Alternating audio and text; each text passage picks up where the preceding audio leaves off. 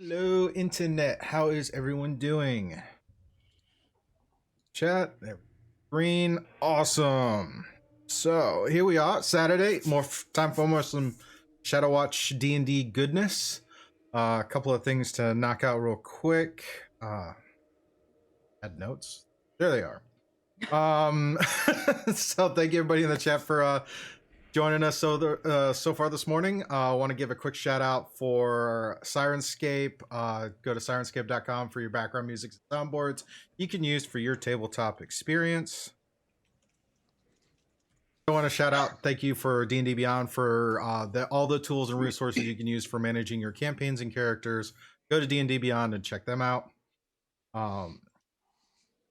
Next, something I want to try and get in the habit of doing going forward is taking a moment each time we start up and do a quick round of cast interviews or intros, not interviews, intros, and what's your character and that kind of cool shenanigan stuff. So I'm just going to start working my way around. So we'll start with Obsidian. You're first in the list, so you always get first. I'm the lucky one, I guess. I'm Obsidian. I play a rogue druid tabaxi, and we're all 8th level. Yeah, everybody's 8th level. Volkin? I kind of posted the Discord. You caught me off guard. My name's Volkin. Intro. Who are you? Who are you playing? Ranger, and I am 8th level. And my name is Jason. That's so good. Willhelminia? Hello, I am Hillary. I forgot my name for a second. I play Will, who is a human variant grave cleric. Level 8. Hey, next Shragnaz. Yeah, I'm the resident crazy gobbo. Little bit of rogue, a little bit of mage, whole lot of chaos, and wild magic. Yeah, to 8th level, it's all good fun. Mixing it up with the chaos. All right, and finally, Anarion. Name's John, and playing Anarion. He is a rogue vengeance paladin, 8th level also. Awesome. A couple of other quick. I don't really have any other announcements. Do want to point out that there is no challenge accepted game tonight.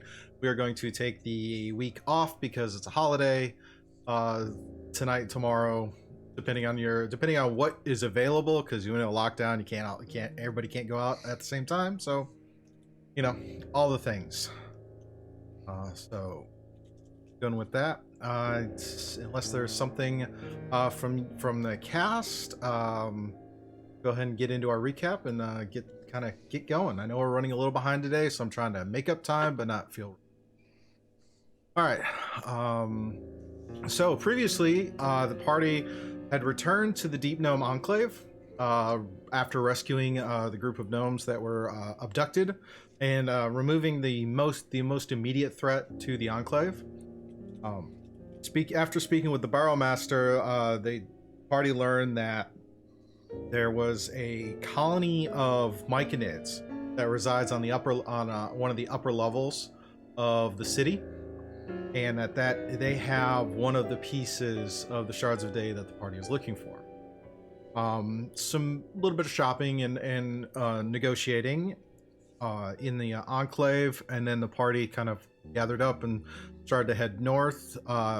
As part of the agreement with the Burrowmaster, a female deep gnome named Cabless has joined the party and is working as kind of a guide to lead them toward where the myconids are at. As part of that, they started to travel through one of the small gardens, which is long since turned into a fungal forest in the city. While passing through that garden area, they did come across a group of veggie pygmies and thornslingers. Combat ensued, and now that after some creative uses of magic and chaos, managed to defeat all of the veggie pygmies And now the party is we're coming back in with the party just in the aftermath of that conference. Are you guys feeling? How do you want to how do you want to proceed? Well, Very carefully. yes. That one Yeah. took us a little bit by surprise. That was a lot.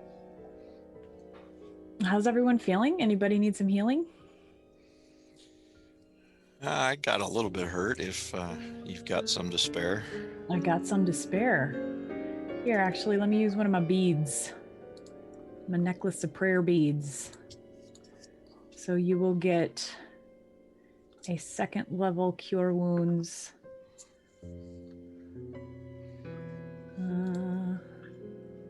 Rolling. Oh, that was almost really good. You get 13 points of healing. I thank you, Will. It's almost welcome. really good. The 7 rolled over to a 2, Oh, that's just dirty. which is kind of average. Rude.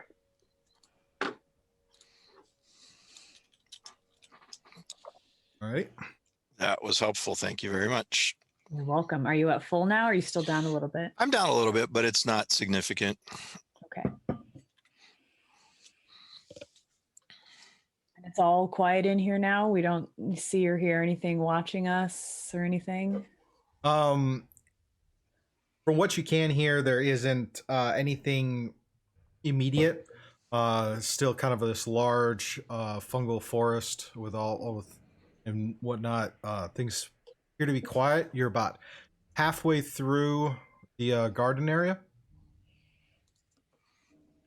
Okay.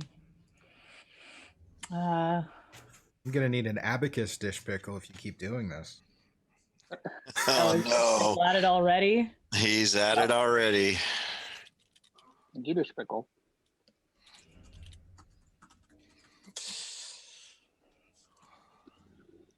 It's a good thing you got that cure wounds before that dropped. I know, right? Well, we've established magical items do not invoke the wild magic. Oh, very good, very good. Okay, right. Yet. It is the Underdark, but that's a whole nother conversation for another time. All right. We didn't notice anything or find anything amongst the pygmies and slingers, did we? No, just some crude spears. So nothing useful. They have no need for gold or anything like that. All right. Cabness actually kind of looking over it is kind of relieved that it didn't take so long, and she tells you that these garden areas they are spread out throughout the city, and that most creatures tend to avoid them because of these veggie pygmies that have taken up residence, and sometimes worse things depending on when you happen to be unfortunate enough to be passing through. The name makes me wonder if they're edible. They are plants. I smell it. Does it smell Volkin? tasty? Are they edible? There were a few that were set on fire, so you kind of have, if you kind of can smell some of the ones that are scorched, and they Roast kind of vegetables. yeah, they kind of the burned vegetables, like if you put eggplant on the grill and it sits there too long. So good. I'll bring some snacks. Go Has it ahead been and a minute, or go ahead and roll is- me a survival check, Willhelminia. Is everything I'm Alright. touching still catching on fire, or has it been a minute? It's passed away. The flumps have vanished. Those that weren't killed off by the wild magic. Ooh. Survival? That's a 24.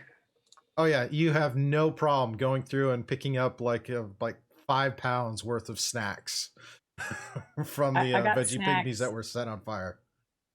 Cool.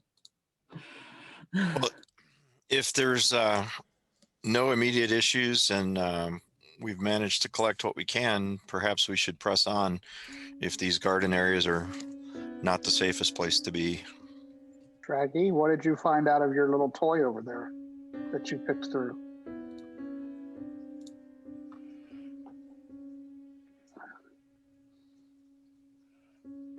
Was there sound to that? Because you're muted. Oh, the one time I mute. Yeah, it's like a little box. It's got little arms. Like, look, nose. See my little spear. Okay.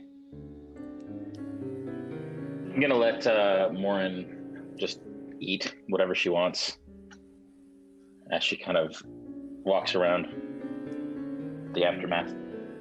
All right. Show her some of the nice, scorchy, crispy bits. It's good. Oh no, it's more in like cooked vegetables or just raw vegetables? Yep. No. She's good. She's not Okay. picky. So you go, the more kind of sniffs at it, and then. Hey, Steve, can you check your Zoom chat? Uh-oh. Sent you a question. Oh, I asked you a question in Discord too. Okay. Making him All jump the today. secrets. I So like it. many secret questions.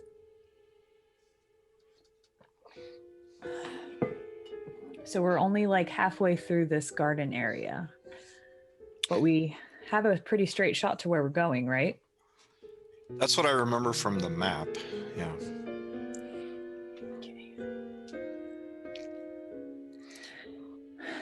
I don't think we have another one of these little garden spaces for a little while.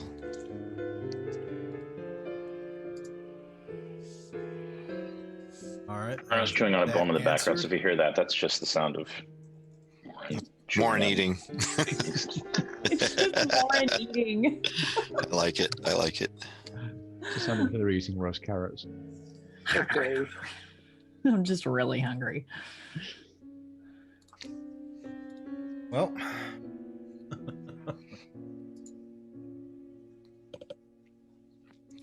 All right. Shall we proceed? Yes. Let's get going.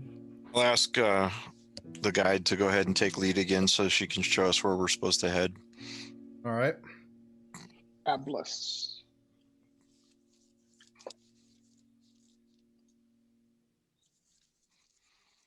All right.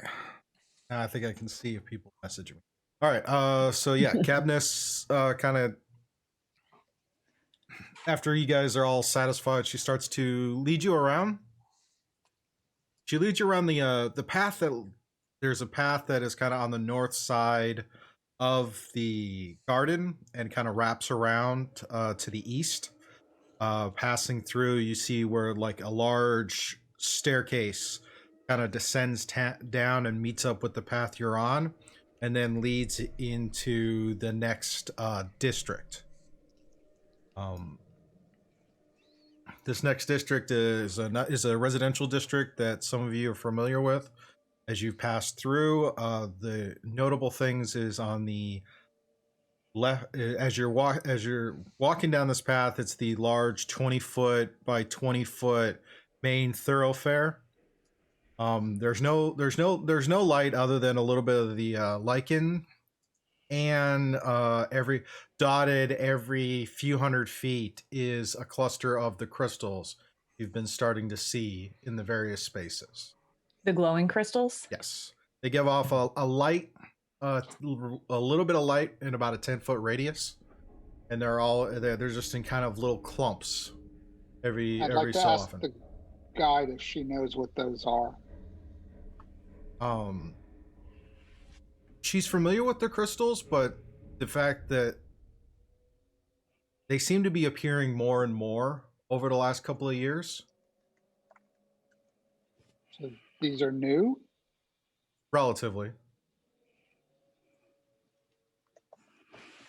Did we establish the week whether they gave off any magic? Did you do a detect magic on it, Hillary? I think we do it the other week. I just tried to pull it out of the ground. I didn't do any magic on it, but if we want to take some time, I can ritually cast detect magic. It'll take 10 minutes. Yeah. So you want to well. just start with maybe an Arcana check or a Nature check to try to see if we can identify what they are? Yeah, I can do that. Shrag will sit down on the ground as well, get his book out and get his little sort of quill will pop up and appear in his hand, and he'll start sketching the crystals into the book as well. I look at Anarion and I say, I tried to pull them out of the ground before. They were very hard. You're considerably stronger than I am. And this might be something Tinkerbell would be interested in. We've found in different spots that there are certain issues with messing with wild magic. So perhaps we should try to identify what they are before we start pulling, breaking, or otherwise tampering with them. Shall we perhaps see if we can figure out something, or if Shrag's book can figure out something? That is a good idea.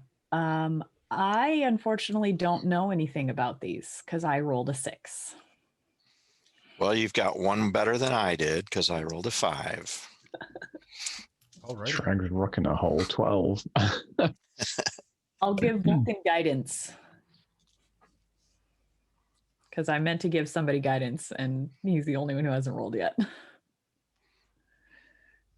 Yeah, and when you do the guidance, go ahead and roll your D100. Ah, son of a... Oh, no. And we were just speaking about wild magics, and lo and behold. It's fine. There's another 2 lined up. Don't worry about it. There's 3 on the deck. All right, where's my D100? Here it is. What's Vulcan do as seeing the rest of the party start to get really fixated on these crystal growths as you're progressing down this main path? Yeah, I'm making sure there's no other creatures surrounding us. And I'm going to start to kind of go a little wider and kind of, again, same thing, search for tracks, survey the area, just make sure everything is okay. Alrighty. As you're kind of looking down this main thoroughfare, you notice that off to the side there are you're progressing northwest to northeast. That is the path that Cabnus is focusing on, which falls in line with this main kind of roadway. To the south, there are a couple of alcoves that lead into residential type structures. You recognize them as, like everything else, dwarven construction, just very, very old. As you kind of coming through, you start to lay eyes on a kind of a central crossroads with a large, kind of decrepit looking, but functional fountain. It's like kind of like that big fountain in Times Square, or not Times Square, but in Central Park in New York, or something like that. It's huge and ornate. It's just grimy and covered, but you still see water flowing from it, and see a couple of different paths that lead out. Also to the north, there's an alcove that leads in, and just kind of standing there and looking in, you see this is a large, like estate size residential area with several different buildings and floors. And Will, what'd you get on your D100? A 36. Sounds terrible. Roll a They D10. all sound terrible. Huh? Roll a D10. Told you. Dear. 4. Follow-up rolls are always worrisome. Okay. As you cast guidance while you guys are searching, you feel the tingle of energy kind of feedback through your body, and you feel certain fatigue related to age start to fade away, and you actually find yourself decreasing in age 4 years. Didn't you age the last time a few years? I think so. So now this is reversed. You're almost even. Okay, That's so hilarious. I Wow. went. Okay, so I'm 4 years younger now. Okay. Yep. Interesting. You can change that on my D&D Beyond. When your age changes, it's if it's odd, it goes up. If it's even, it goes down. Oh, that's funny. Huh. Yeah, I'm pretty sure I went up because I started at 25 and I was at 27. Now I'm at 23. I don't. So you're aging backwards. Huh. Anyway, back to you, Vulcan. Yes. Are these occupied? Does it seem like there's activity at all? Does it seem like Yes, this is, as like, you an search active through and community? you see tracks. Leading up to the north, leading up to that large estate area, you see a lot Yeah. of tracks that would indicate spiders or some type of arachnid type creatures that have been coming and going out of that area. Okay, so not okay. So the original inhabitants don't seem to be here anymore. No, the city, for the most part, has been abandoned by by anybody of the dwarven descent for Yeah. well over 1,000 years. In that Okay. 1,000-year time frame, other Underdark races and creatures have come in and out as kind of a revolving wasteland area. Right. Okay. I keep alert for spiders, but I do want to check out the fountain. Okay. Does it just seem like standard water source? Looks like it. This city is. Give me a history check real quick. Volkin? Yeah. That's a 5. You can add a D4, but can help. Listen, Hillary, I'm sorry, I have no faith. and your lip. That's a 6.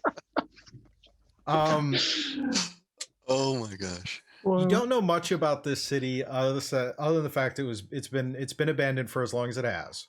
But one of the passing references is that it was sometimes referred to as a city of fountains. There are a number of fountains that go throughout this whole city because there's a lake, a large lake, if not an underground sea to the west. But looking at you've seen quite a few fountains. This one, it's very rare that they're functioning. This one seems to be functioning.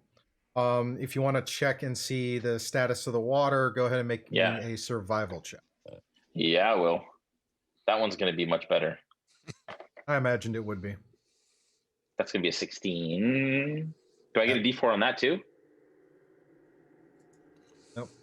But that's enough. You test the water. The water is actually drinkable.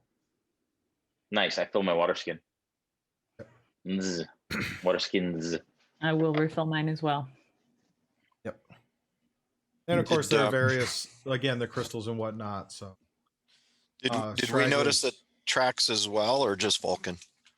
I don't know. Does Volkin let y'all know that he sees the spider tracks on that north? Yeah. If anybody comes over to fill their water skin, I let them know that there are spiders in the area. Just stay alert. Now that he's pointed them out, we've had extensive experience with arachnid type creatures down here. Do any of them look familiar? Go ahead and give me a survival check to see if you can identify the tracks. Survival 13? Big Dirty spiders. Dirty 20 for Anarion. Ah. It's an arachnid type thing from the tracks. There are a number of them passing back and forth of varying age in terms of how long they've been passing back and forth, but it seems to that path that leads to the northern kind of residence estate area, that seems to be pretty well traveled with spider legs. Does it appear to be, with the Dirty 20, would it appear to be the driders, the blade spiders, or just the giant spiders perhaps that we've encountered? Would I be able to determine that? The imprints don't resemble the blade spiders. The other ones are large enough that it could be either giant spiders or driders. And you said the really heavily traveled, is that the direction we need to be going? No, it's actually kind of off to the side. As you've been progressing through, you have the main roads, then you have smaller side roads. This is a side road that leads into kind of a residential complex. You guys have passed through a few of them on your travels from the entrance to the city to the enclave, and now just going through some more. And as Cabness tells you, there are a number the way the city is oriented. There are a number of residential and, I guess, for lack of a better phrase, commercial districts with larger like warehouse type buildings. This is a string of residential ones that lead up. I'm going to turn to the rest of the group and say, I don't know about you, my friends, but I don't like the idea of having an enemy to our backs. I think we should investigate before we move forward. All right. I think that's a good idea. Because if we make a loud noise or a random fireball comes out of nowhere, we don't want them coming up behind us. That was my Shrag thought. sat there playing with a little firebolt he's bringing in and letting go and bringing in, letting go, and he just looks guilty at the mention of fireball. Puts his hand behind his back. One of these days, we're going to have to figure out what's wrong with our magic. Ever since we went to the Shadowfell, something strange has been happening. Shrag's gonna look at you in a weird way and go, what's wrong with it? I'm pretty sure I just de-aged. That doesn't usually happen when I cast guidance, so, you know. He's steering you the right life path. Obsidian, do you want to go ahead on your broom, or would you like me to come with you, or... Sure. I'll pop up on the broom and start scouting ahead Okay. quietly, if Oh. that's possible on a broom. I'll get my weapons ready. So you're gonna go and check out the large estate area for the spiders and track them down, or Sure. continue to move forward. Which is it? I think they said they wanted to check things out, so Okay. we're going to check things out. Alrighty. So you pass through. It's kind of a large 20-foot opening for the cave because it's a very short kind of thoroughfare from the main road to this residential area.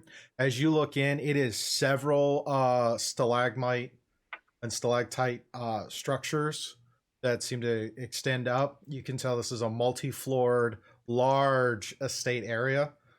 Kind of like one of those big giant like mansions or type things.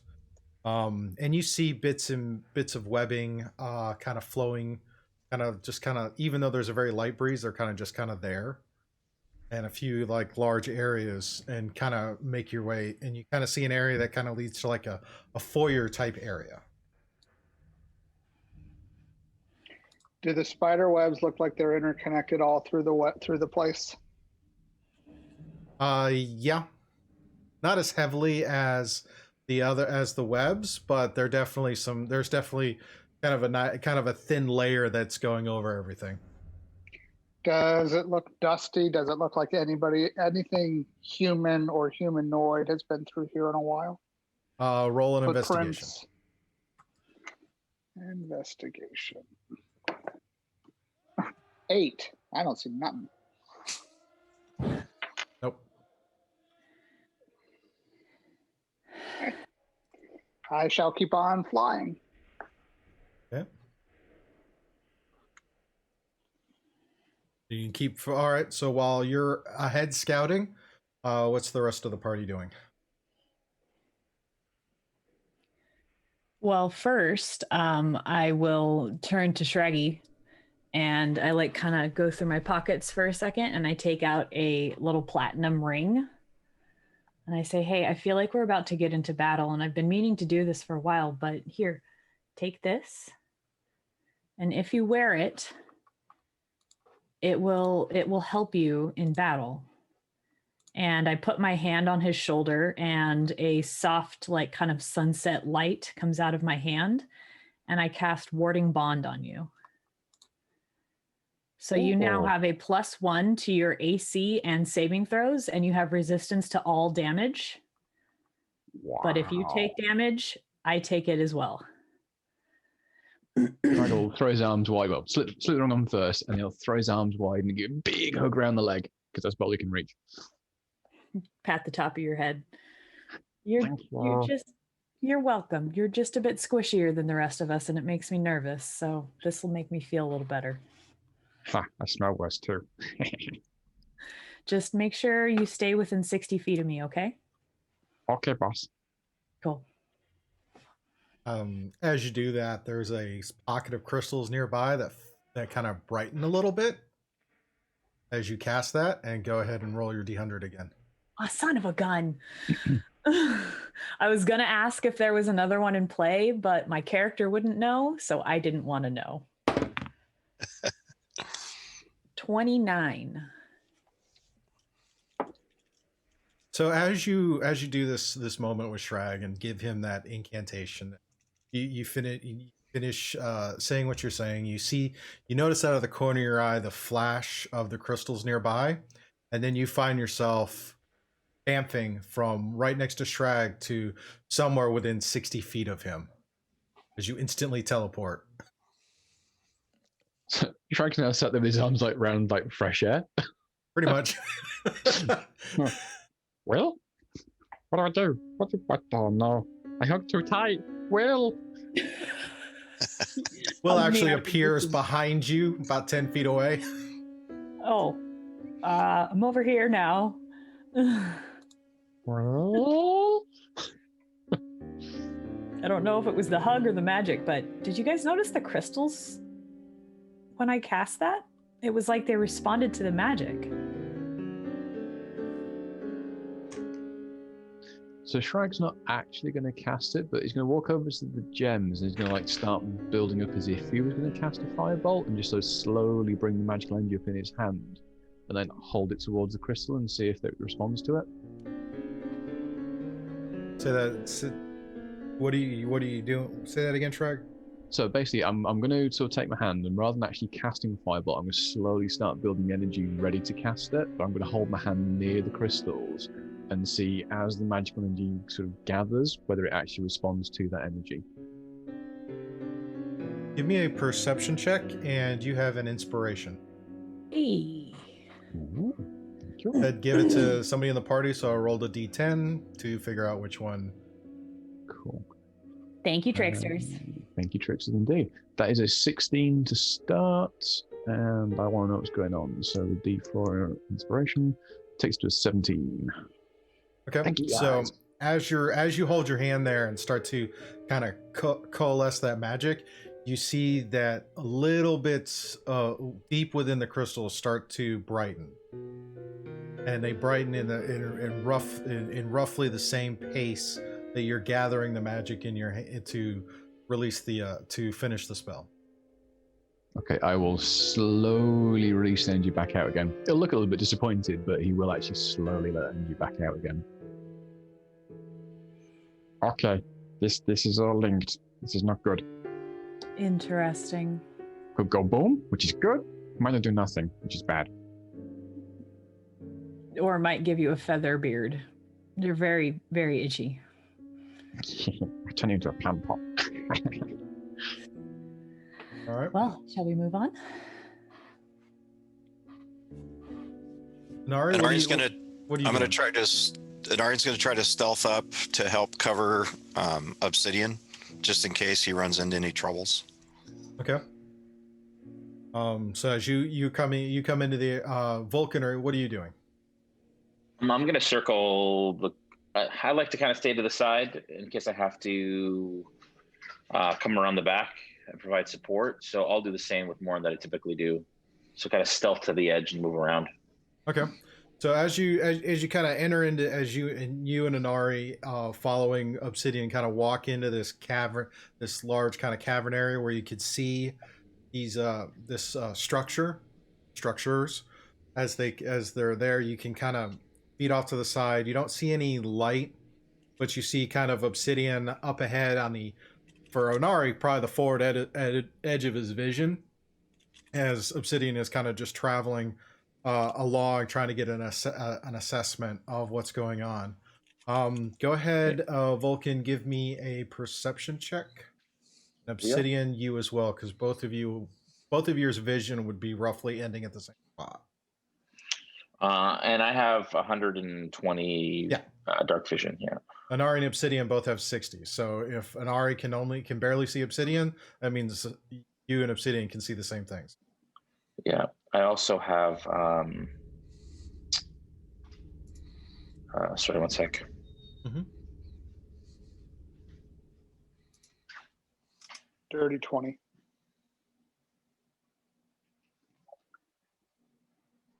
Yeah, so that's 23 for me, because or 24 because I get bonus on that from Natural Explorer.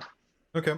You're noticing as you kind of look at this, you can tell that there are roughly 4 floors from the ground level. So 1, 2, 3, 4, and some various windows. And as you're looking, you see movement behind the windows in several spots across the 4 floor. Who sees that? Sorry. Volkin and Obsidian, you both see that as you're kind of getting an picture, like when you're looking at a large house from the street.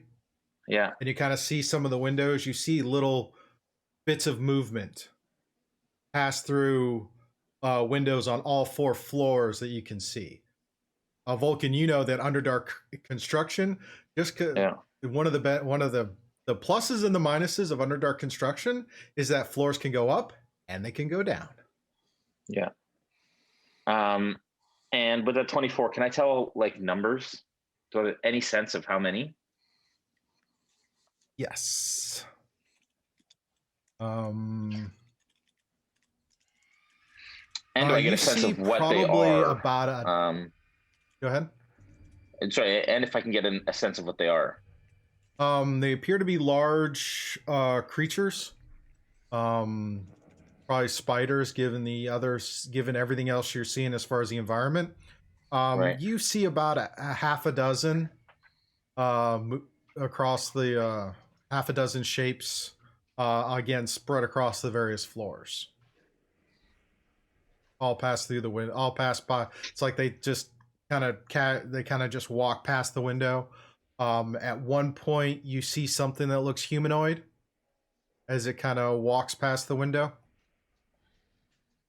Okay. I'm going to just signal to Anarion, because I'm assuming he's close. He never is that far behind. That there's something in there. Just hand signals that we would have worked out. Yeah. I'm gonna go ahead and cast Pass Without a Trace on the party. All right.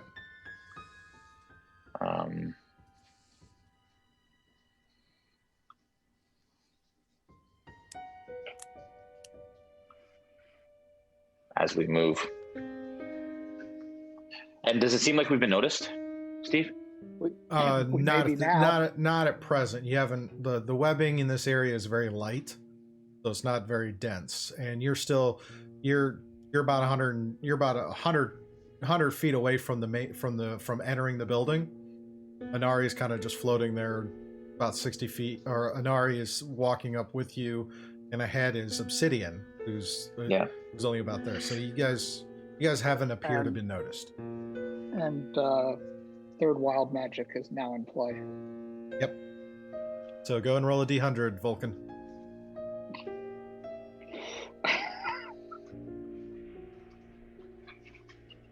Welcome to the Underdark. 71. You gain resistance to all damage for the next minute. Nice. Let's hurry up. Dude. Combat! Run into Roll the initiative. Yeah, roll for initiative, right?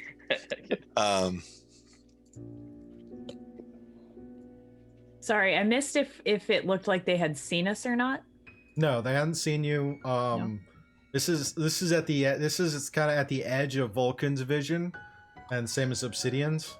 So all Obsidian has done is signaled back to Anari, and whether Anari has let you guys know, Shrag might also be, depending on how far behind he's coming up, he would be starting to see. And you guys see, this is a huge complex that's up here, and the fact that you're getting about at least half a dozen movement across various windows at various floors kind of gives you the idea that it might be a bit searching through there, or there might be more that you can't see. I want to get closer to the party, specifically Anarion, and I want to say, we need to go in here. We have to be here. We certainly could bypass it, but I don't like the idea of things coming to us from behind either.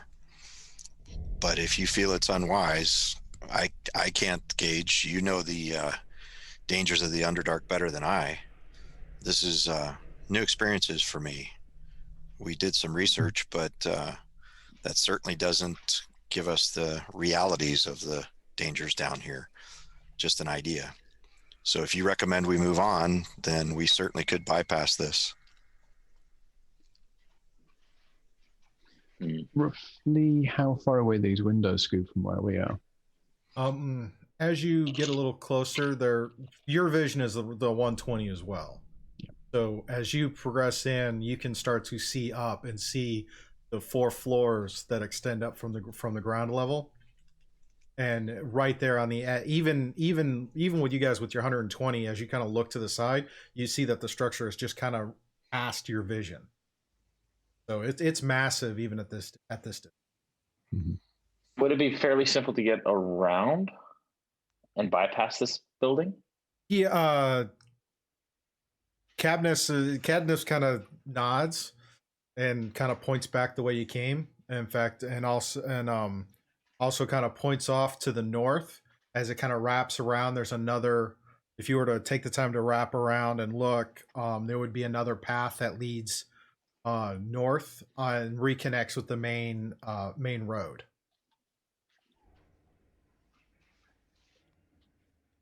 So what do you guys think? Is it worth trying to clear this area, or should we just keep going and hope we can get enough distance between us and them?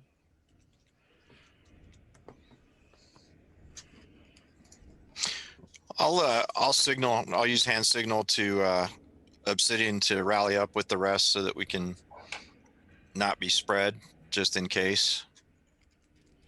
Shrag's going to turn to Will. You know, so just pull on a corner of a cloak and like, hey, Shrag. Hey, Shrag. Do you want me to send Nat in to go have a look? That's not a bad idea. So I'll instruct Nat to obviously stay as much outside as possible, but I'll get her to fly up to one of the windows where we've seen some movement to get her to peek inside. Okay. Have Nat roll a perception.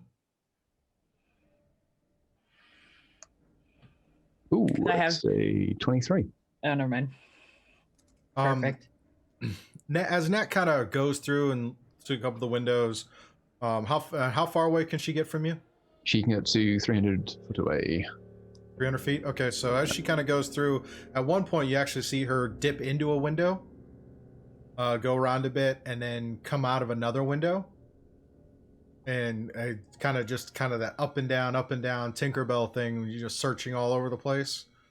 And as you kind of go into your seeing what she, or hearing what she's seeing, she's letting you know, yeah, she sees that there are giant spiders on every floor. She's seen a few driders wandering around as well. And that the place is huge. And as she even comes down to the first floor and kind of walks in the main entry, she sees that there's a large gathering of the spiders right there in the main entry and several staircases. She actually watched a spider crawl up one of the staircases that leads below to the lower floor. Okay, I shall recount that quietly to the group, and then I'll get sort of Nat to come back again and go, yeah, going in there, really not a good idea. Move quickly, move away. Okay. Back the way we came then? At least we know what's here now. It's always good to know. We have some myconids to find.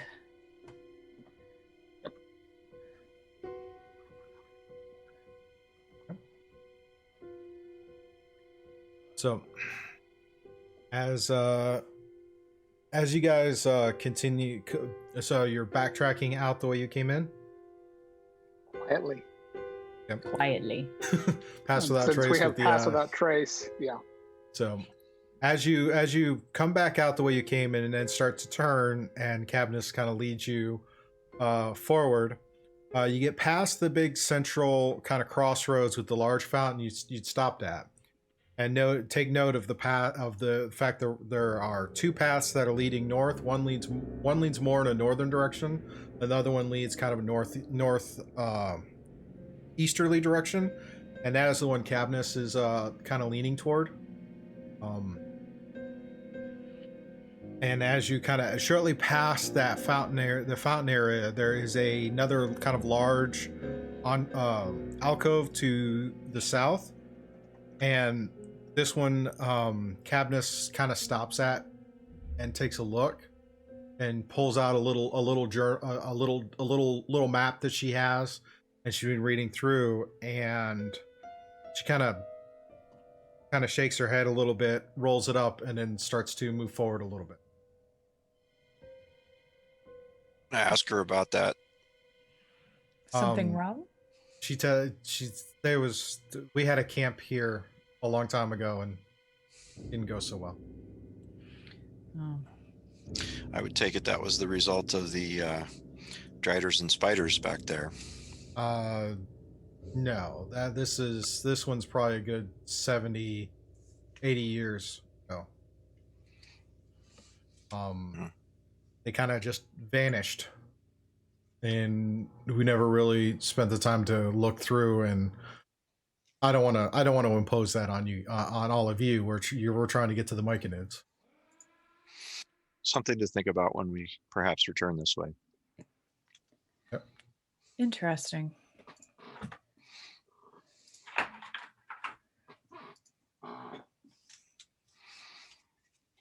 So, continuing along the path, you then come up to another crossroad. This one has a large path that leads south.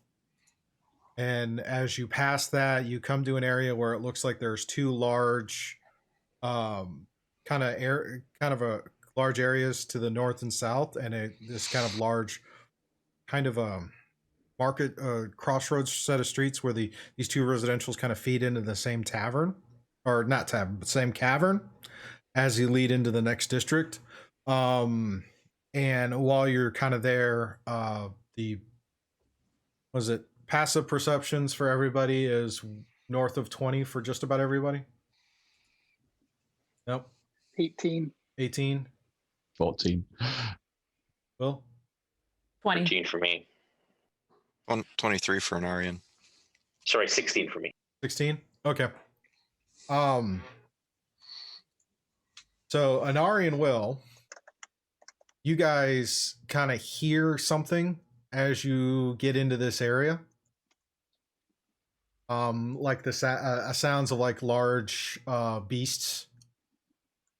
Volkin, as you're constantly searching for tracks, you see what looks to be some tracks that are fairly fresh, like a few hours old, of large kind of beasts that seem to be passing through, and you can see that the tracks kind of split into two groups that kind of go go to the north side and the south side. Okay. Do I know can I tell what kind of beast these are? Go ahead and give me a nature check. Yeah, and that's going to be with advantage. Or are they're definitely bestial? Like they're beasts? Yes, should be. Okay. Can I give him I guidance? get Unless I'm getting confused somewhere. No, I just want to know, just because I get advantage if they are. Can I give him guidance on this? That's a natural 20. 26. Never mind, you're good. Very nice. Very nice. Do the myth roll dice that we don't have.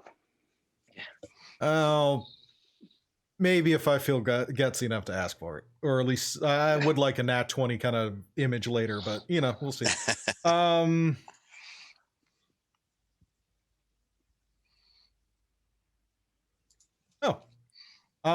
Well, it's Vulcan. You look at the tracks and you kind of see how they're looking, and to you, they look like they're the tracks of Hokor. A group of 8 of them, 4 moving to one side, 4 moving to another. And as you guys are there, you can kind of hear them. Now that you have that queuing in and mention that to Anarion and Will, you guys kind of recognize that screeching sound that they make and they How sound like recent is they're that? probably a few hundred feet from your current position. And how many you said? 8 in total, based on the tracks. And sorry, four going each way. Yes. Okay, 4 going each way, 100 feet ahead.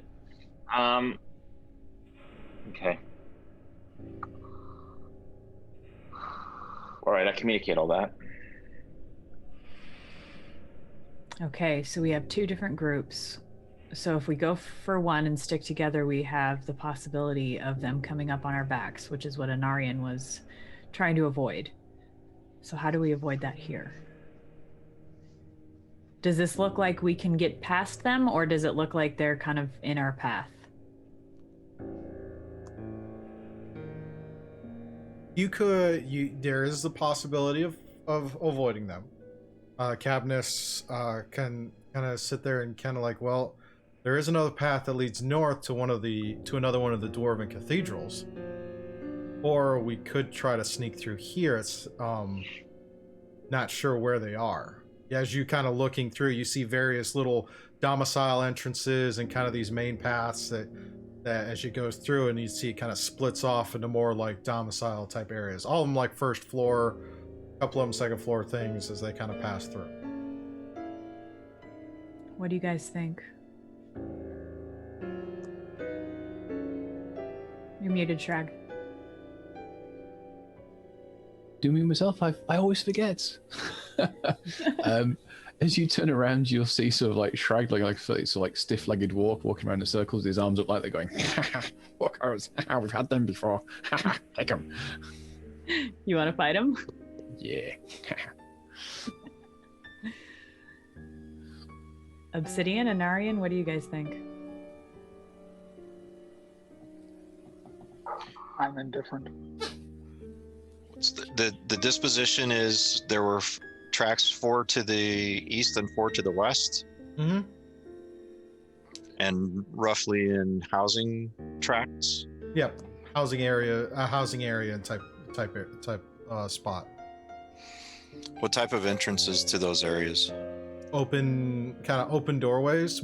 As you know, everything in here, there's if it was a wooden door, it's long gone. So a lot of it is just open doorways that lead in and out of places. Any of the more biodegradable stuff that has long since been cannibalized and used.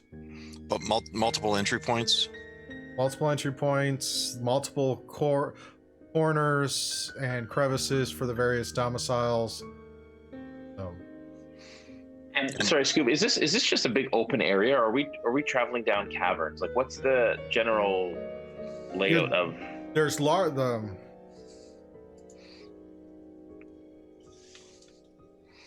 are large caverns that are the main roads, so to speak. Okay. Offshooting of those are other caverns that have been shaped into various buildings and structures. So kind of think of like the Navajo Indians, Navajo Native Americans, or the Pueblo. They had the big kind of structures in the caves. Yeah. That's your best depiction of what is in these areas. From the points of entry that we see the tracks going, what's the distance from the 2 split groups of hook horrors? Going through the first set is the first there. As you're looking down, you have one set that kind of veer off to the south, that's closer to you, and then further down they have another set look like they veer off to the north. Judging from the sounds, they're about 100 feet. The first group is about 100 feet. Just trying to get an idea of, if we engage one group, how fast could the other group respond? It would. Not really sure. You haven't really seen them cross distance last time you engaged hook horrors. But you are in caves and caverns, so sound travels. And sorry, and to continue down the path that we need to continue down, we have to face at least one of these two groups. You could bypass the groups if you're clever, or you could backtrack and take the other path that leads north to the to a cathedral area. Yeah. I say, I think we potentially bypass if we can. We still have the magic. We are covering very the tracks. sneaky, of course. Yes. Now's the time to sneak past if we can. That was going to be one of my other questions: is how long is the pass without trace still active? An hour. Is it still going? Okay, so we're It's still good for an hour, so I don't know how long we've been traveling. No, you're good for if you're good. If you were to go straight through here, it would probably end after when you crossed into the next district. If you backtrack, then it would last until you got the majority of the way to the next path. Yeah, I'd say if pass without trace is still active, I think we'll try to bypass. I think we'll have a better chance. Yep. Okay. Sneaky. So we're gonna sneak through this area, or we're gonna backtrack and bypass. Sneak through is, I think, what we're Sneak through. trying. Yep. Alrighty, go ahead and give me perception checks. Perception? Or not perception, stealth checks. That's what I was wondering. 34. 31. 27. Okay, we're adding 10 to this for Yes. Yeah. pass that trace. That'll be a 40 then. Wow. 33. We can go bye-bye. Shrag. Oh, I hope he's still within 60 feet of me. Just for my own reference, did anyone get below a 20? Nope. Okay. You guys sneak through, and after a little while, you start to come through into the next area.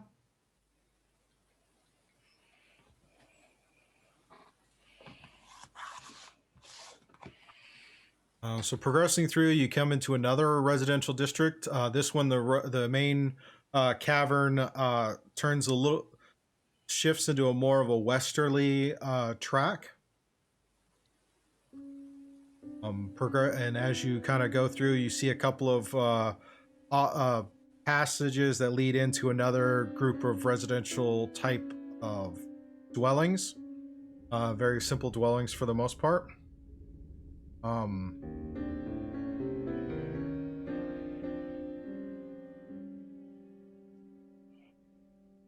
Go ahead and give me perception checks.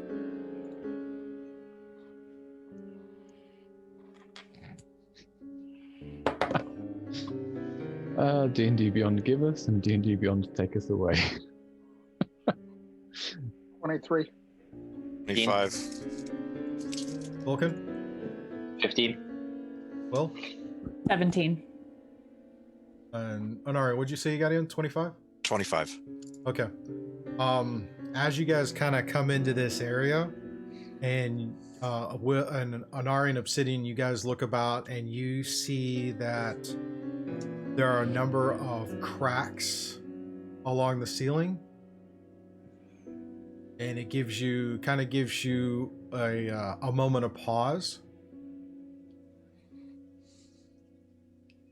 Do I know what would cause these cracks? Are they natural or created, or?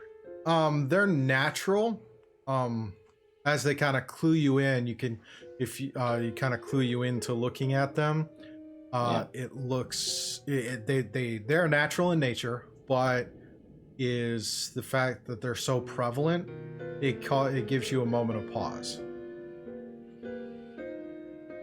Does it look like it's set so that part of the ceiling is going to drop in any particular area or location?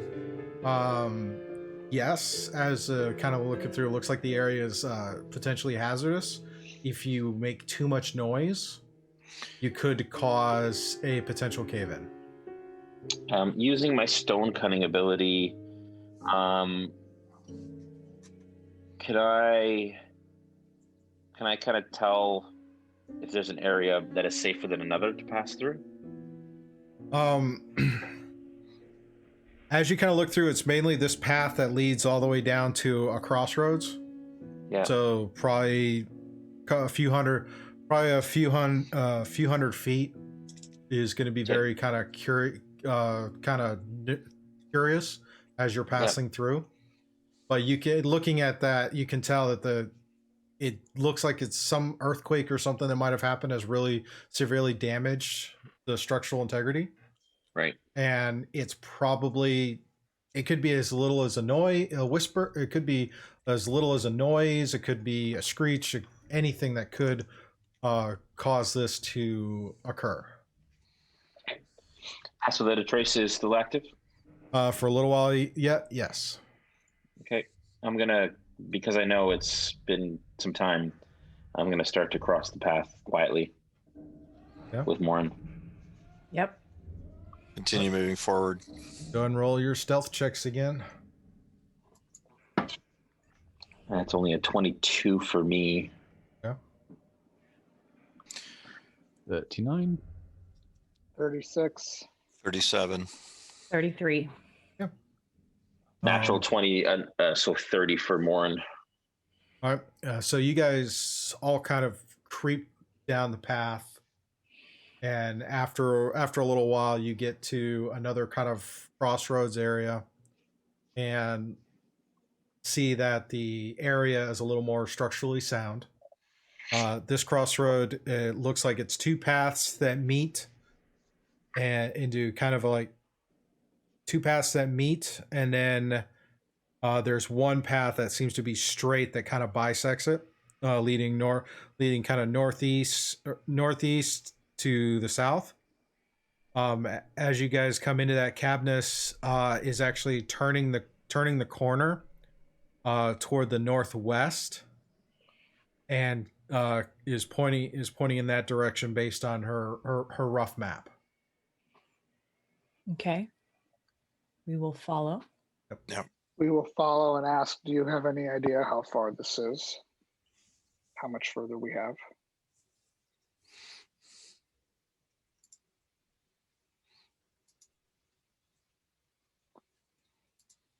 Probably a few more hours travel, depending on what we encounter.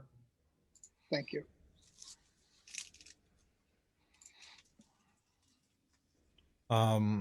Progresses through about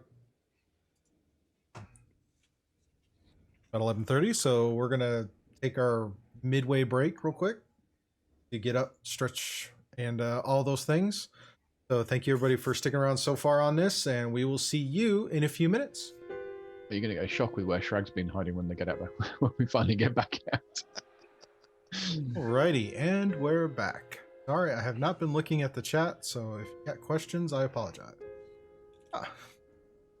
Thank you, Glock, for the subscription. I will run through that list of activities at the end. There's a lot of people to give credit to. Alrighty. Hey, welcome, Glock.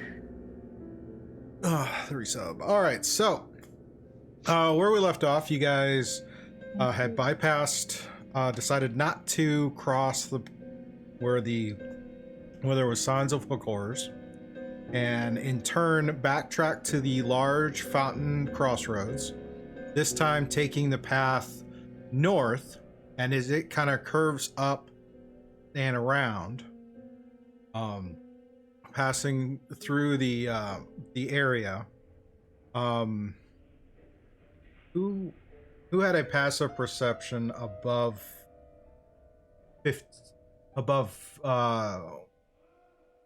14? Beats Everybody? it. Yep. I was going to say, I think everybody. Okay. As you guys start to progress through this area, you get about 200 feet to the end. As you're progressing through, you get to the point where Volkin and Shragnaz, your vision, as you see the cavern wall, the cavern is progressing, you see it start to open to a much larger space. And as you get closer and you see things start to open up into this larger space, you all start to notice something. You kind of looking about and you're starting to get a smell. At this point, Shraggy's going to step out from underneath Will's cloak and, having walked behind her, and put his hat back on and go, "Okay, now we're not hiding anymore. I smell Wondering something." where you went. Yeah, what is Are that? Pass Without Trace is dead here, Steve? Yes, Pass Without Trace is faded away. Okay. And do I recognize the smell? Go ahead and give me a nature check. Nature. So it's environmental in nature? Yes, it's environmental.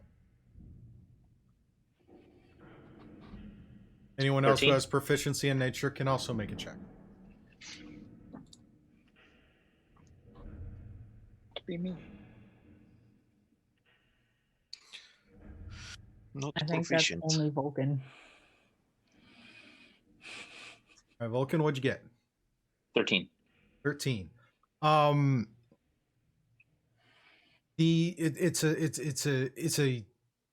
The smell is almost odorless. There's only a faint sense of it based on what you can tell. But it appears to be like like some type of gas leak, like in the area. It's very kind of faint where you are, but you can get a sense that it's stronger in areas off to the side, and you see a couple of pathways that lead into more residential areas. I remember immediately that Morin's stomach doesn't do quite well with vegetables. And I wonder at first if that's where the gas leak is. And then realizing that's not probably her vintage. No, hers is more of the methane type thing. Yeah. This one is, it's like you do get a whiff of that, but it's one of those. It's like that there's that, and then this one is just enough of a difference that it clues you in. It's not necessarily Morin. It's not Morin. Got it. Because she could fill a cavern. But it's not her. Got it. So, realizing that it's not her, do I recognize this gas smell at all? You've come. Give me a history check. Yeah. Yeah. Gladly. That is going to be a 17. All right. Yes, you've come across this before as you travel the Underdark. There are pockets where the natural, where just the natural way the earth is, the earthen structure is. You have these pockets of natural gas that do tend to leak out in areas, and they can fill some areas. It's definitely not a safe place to be in for long, especially if anyone has a predisposition to fire. Okay. So this is a combustible danger situation. Very much so. Okay. I turn to the party and I say, no fire. Very dangerous here. You're going to see the most crestfallen look ever on Shrag's face. Shraggy, don't tempt fate, Shraggy. Okay. You can still use all the acid you want. Just no fire.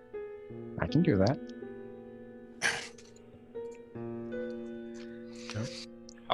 How fast does it look like we can get through this space? At your pace, a couple of rounds, and you'd be through. So it's just, this is more or less just so you're aware. There is, you see the crystals dotting. Of course, some clusters are larger than others. And you get that smell, and especially as Volkin kind of clues you in, it's a dangerous place. You guys all kind of move quickly. Shortly after that, you pass through the passage that leads into this large open cavern. And as you get in and look about for The rest of you realize that this is you've seen a space like this before. Only the difference is in this one, the large statue, which I will actually read the description for Volkin's benefit because he has not seen these before. So epic. The space has a vaulted ceiling soaring to a height of 200 feet and dominated with huge statues of dwarven deities. The statues were carved in place and the cavern was excavated around it. A solid granite figure would stand about 30 feet tall on a 20-foot high by 20-foot wide, 25-foot high, 25-foot wide hexagonal pedestal. Each face south with the name of the deity etched in 10-foot high dwarven runes on all 6 faces of the pedestal. And this particular one, the statue has fallen. It is in several pieces. Vulcan, the last time we came across one of these statues, there were multiple illithids and trolls in the area. 6 trolls and 3 illithids to be exact. How far are we from our destination, or where you need to go? Cabnus consults her map and says, still several hundred feet to the north through another 4 or 5 districts. How long will that take? A couple hours walk. We could probably get to the point you could take a long rest just before going up the stairs.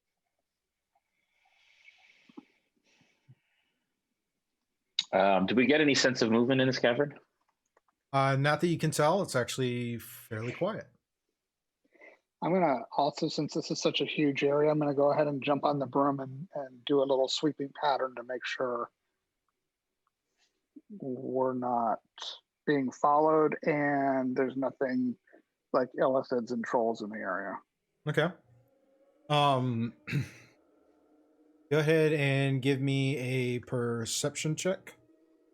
Or give me an investigation check.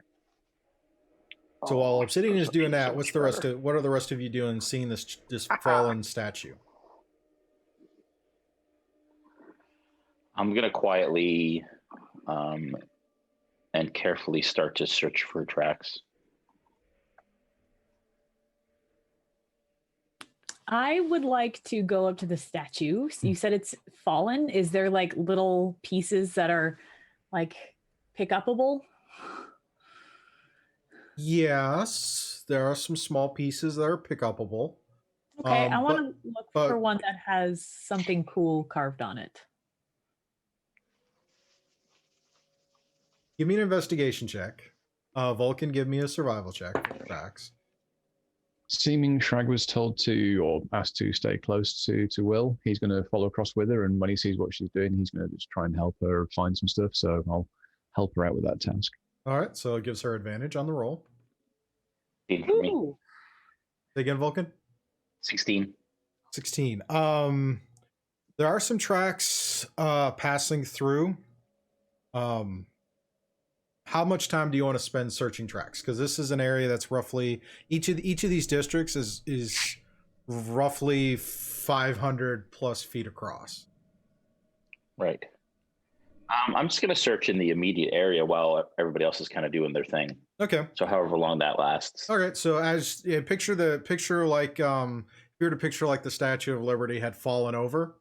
Yeah. And broken up into several chunks. So as you kind of search around, you see tracks of hook horrors, you see tracks of trolls, some drow footprints, varying ages. Probably the most recent would be the hook horrors.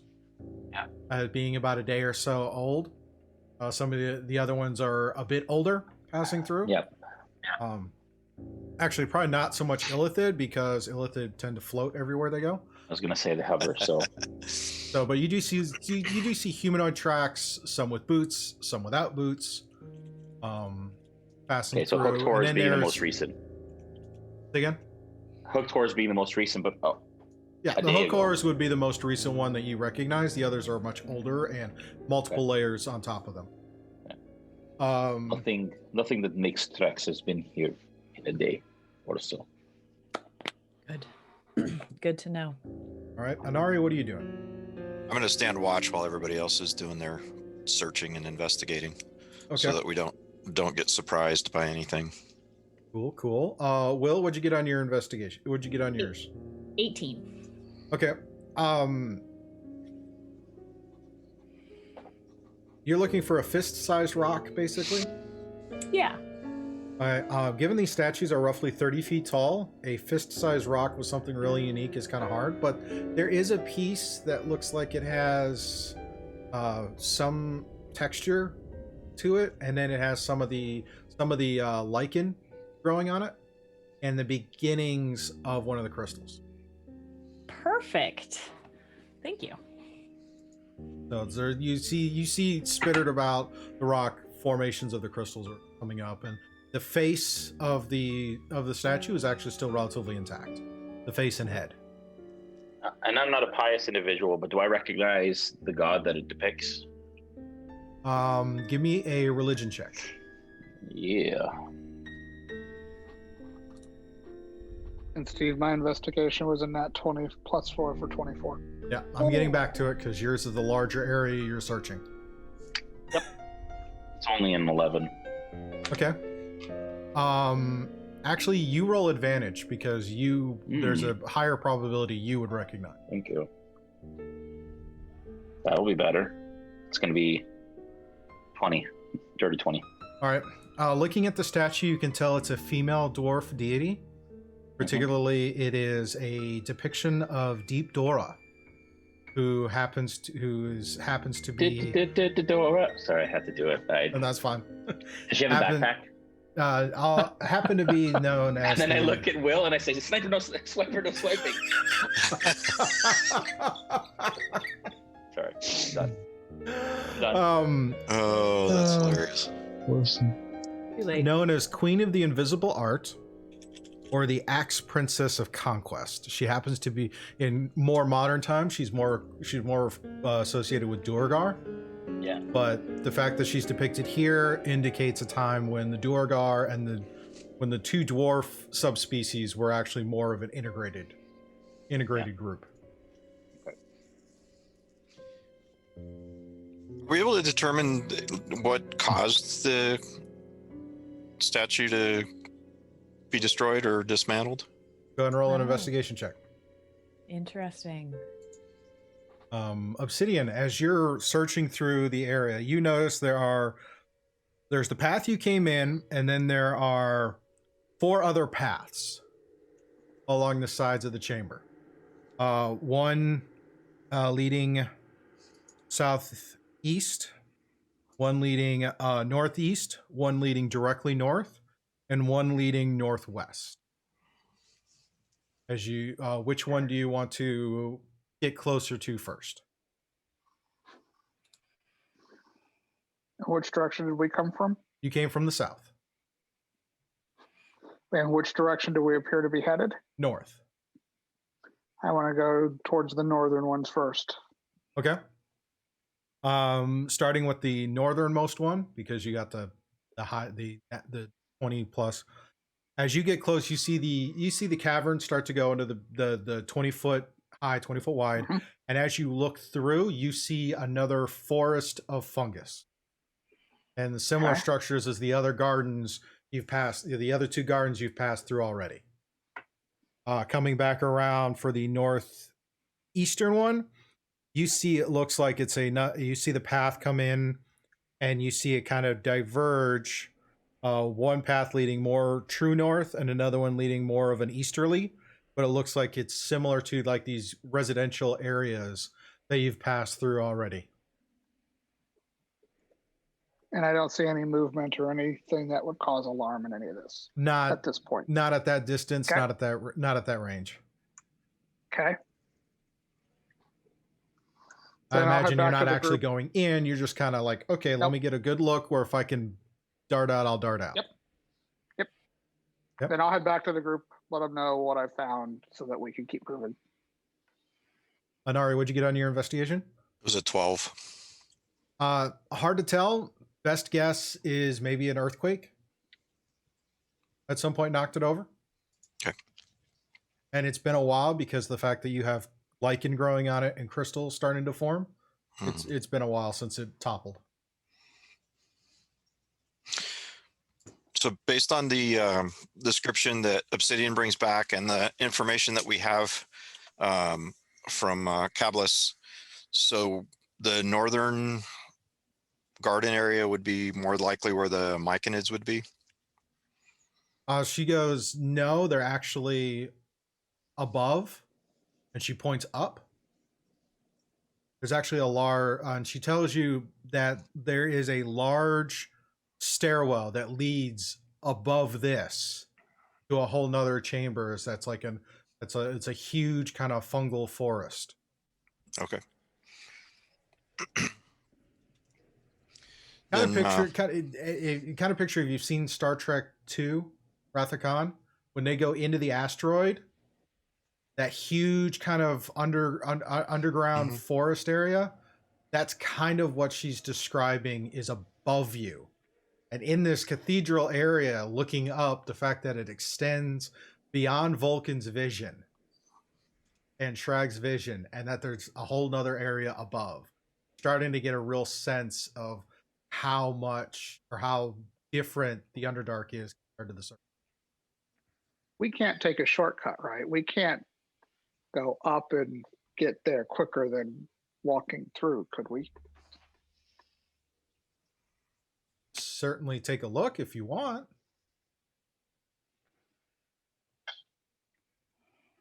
Sure, I'll fly up. Okay. Do you want any help? Sure, come on. All right. All right. What skill are you going to use to try and determine a safe path up? Or whales from the Whales.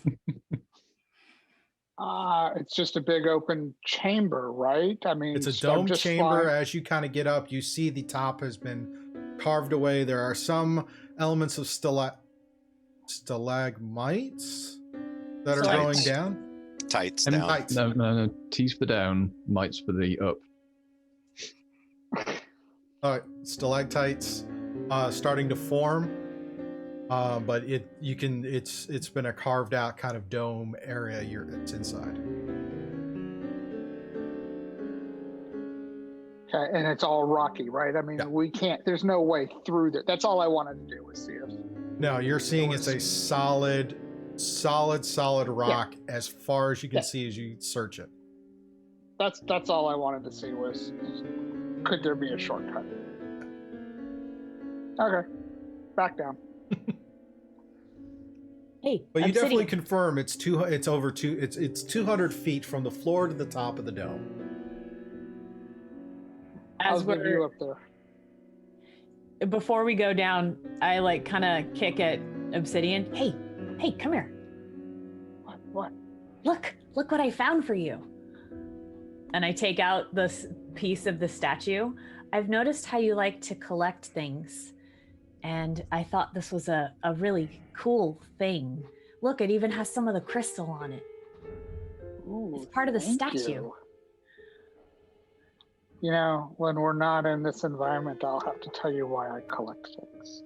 I would love to know. I love stories.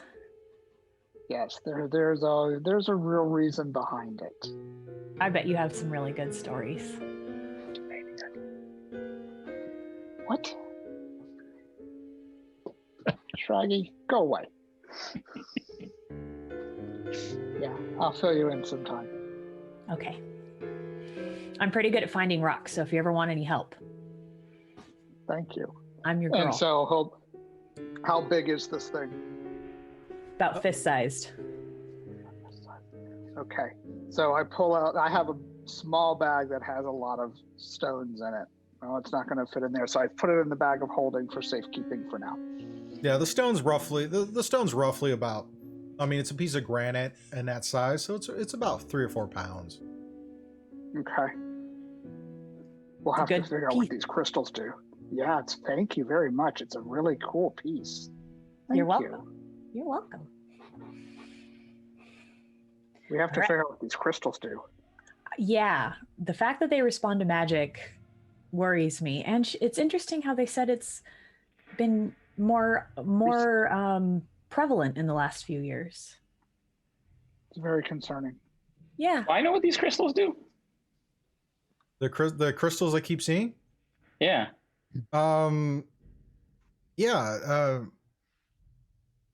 Give me a history check real quick. Okay. And give it advantage because you're from the Underdark. This is home field advantage.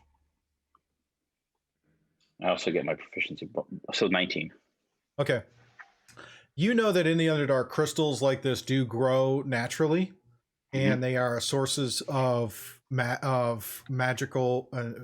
They're magically infused. Typically they're referred to as braziers. Yeah. These are areas where magic can sometimes act a little wonky, but also are used as areas of safety, so that some magics cannot be used on creatures in those areas. Right. However, over recent years, there has been a kind of influx of magical growth for these. There's been an influx of growth in these crystals. They're becoming more and more prevalent in the Underdark. There are stories coming from the east of large cities that have collapsed, and that passages to the abyssal plane have been opened, and demons have been coming into the Underdark.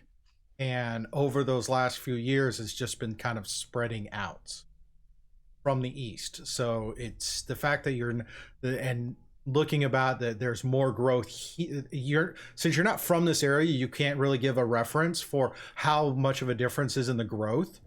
Right. But given the progression, it seems like whatever's happening in the east is filtering across over here to the west. Or no, from the west to the east. Sorry, I had my compass reversed. Okay. Far west and then moving east. Yeah, I communicate all that to the party.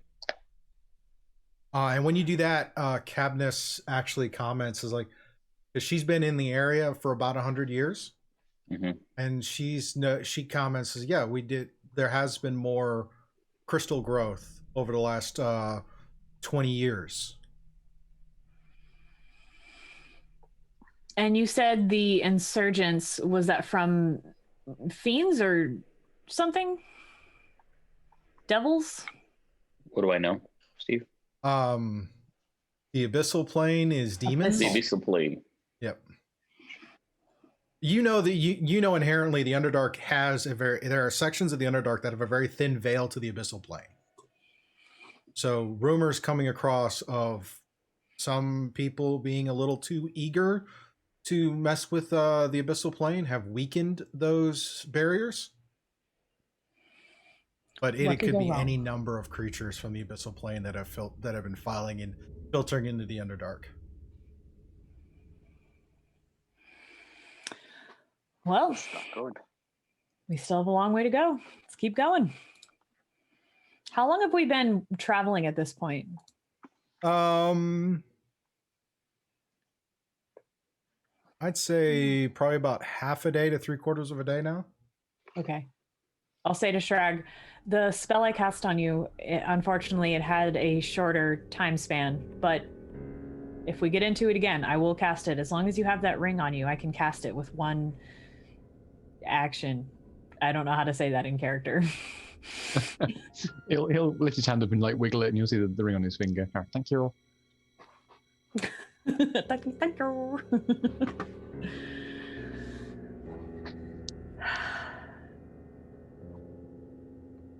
I would summon some furry friends, but we've needed to sneak quite a few times, and I don't trust their sneaking abilities. You still have the bear active. Ah. I forgot about that. The other two have faded, but the bear is still there. Okay. So you know it's not been a day because the bear is still there. Yeah, the bear is still there. there. It's been about a half a day of travel. Okay. I just had to recalculate the math. Right. Been about a half a day of travel. All right. Well, let's keep going. I hand out lunch as we walk. Here, everybody needs to eat. Come on. Everybody eat. I've got some unicorn jerky. If anybody wants some. And roasted veggies. Very good. Very good. Shrag So, pointed his hand down. essentially, you take the opportunity in the cathedral to have a short rest, break, have lunch, all that stuff. Yeah. So, which path do you want to take out? Cabnus is more is her map indicates the path that's more to the northeast, and then leading up, or that would bypass the garden. Then you have the path that leads north in and through the garden. I would say whatever path our guide recommends. Yeah, she'll defer to you guys if you're really have your heart set on it. But her whole opinion is avoid the garden unless you absolutely need to go in. Then we avoid the garden is my vote. Okay. So you guys leave the statue in its resting, and then Volkin, did you tell the party about the statue and who it depicted of? Nope. I did not. Okay. So moving through, exiting the cathedral area, coming into another residential. As soon as you kind of enter in, after a little while, you see that the road forks. One path leads more true north, the other one kind of leads to the east. Cabnus points over to the northern path. And as you guys progress through this length of it, again, Anari and Will, you notice that in this one there is some areas that are kind of structurally weaker than others. I will point those out. Yeah, since Volkin seems to know the structures and kind of has the best lay of the land, so to speak, we'll point them out to him so that he can be aware as well. Okay.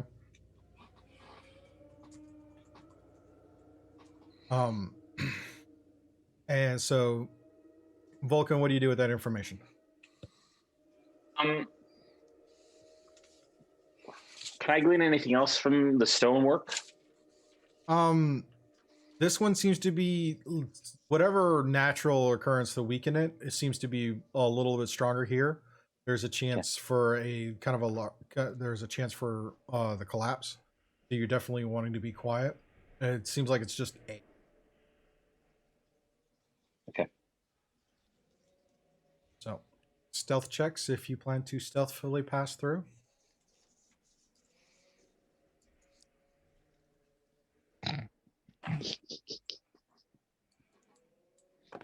Do we have pass without trace this time? No, it is dissipated. Okay. 18. Yeah. 19. Greg? 30. 30? Or Mhm. 13? Nope, 30. 30. Okay. Anari? 24. Obsidian? The rogue rolled a 13 and a 14. Oh, Okay. A shame. A 3 and a 4 on the die with Oh, advantage. no. oh wow. Dice gel.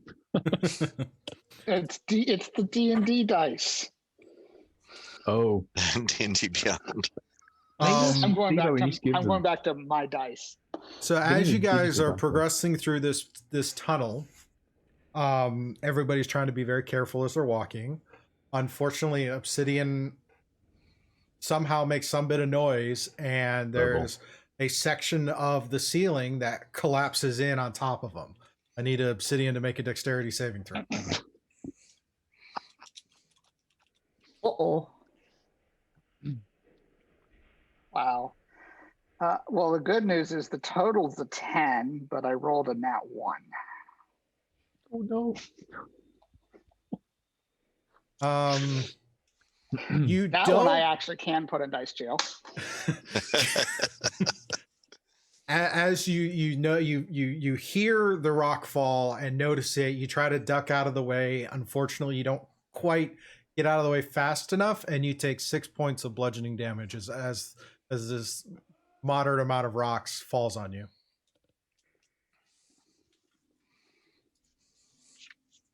What the hell? I feel like Shrag needs to make a wisdom save at this point. Why is that? Go ahead, To wizard. not Say burst out something. laughing.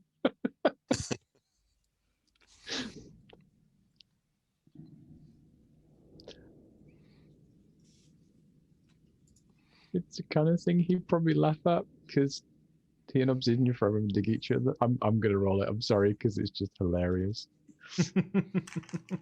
Oh, phew. 19 plus 2, 21. Shrag's biting his finger at this moment in time. He's like, he's got tears running down his eyes. He's biting his finger. He's just like, Alright. Mr. Chelly's trying to help you out, Obsidian. He just gave you a nat 20. The only way I'm going to get one today.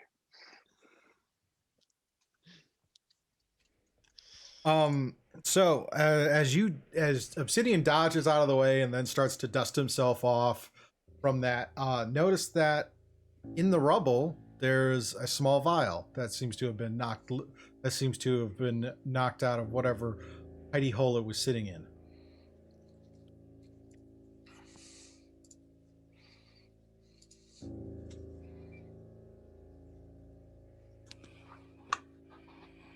Who is it closest to? You. Oh. All right. So I will go investigate. Small vial of a clear liquid with some bubbles that kind of show up in it.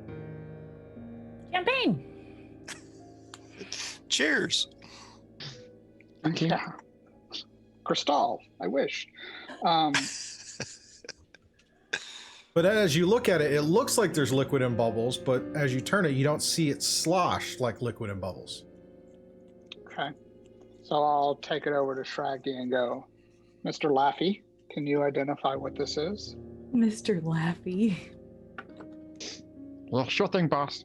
He'll take it, and again, this is where we're wandering along. He'll just wiggly fingers. Weavy fingers.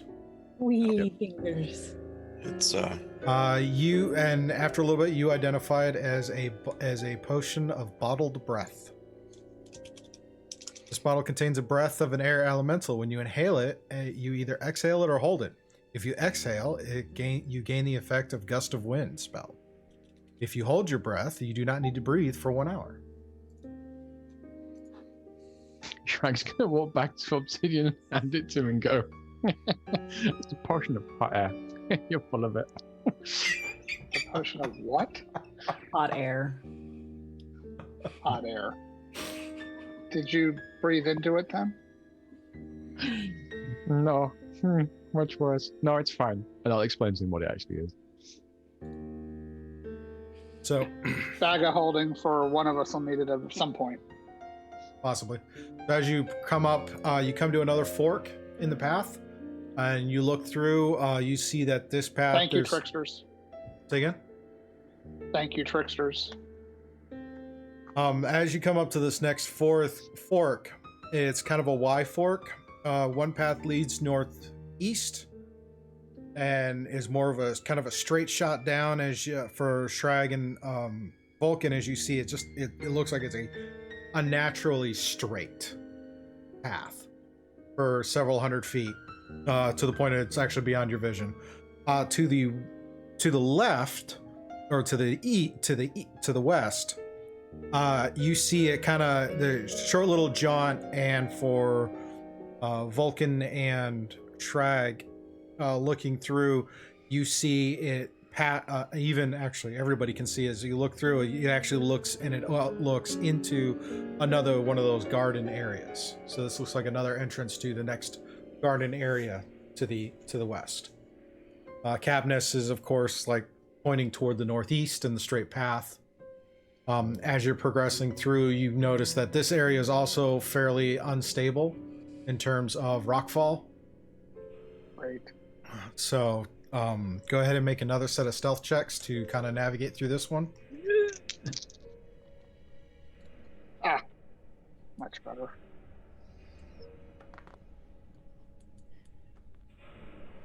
That's only an 11. Obsidian. 28, 29. So take your pick. Okay. Will. 12. Shrag. 29. Anari. 29.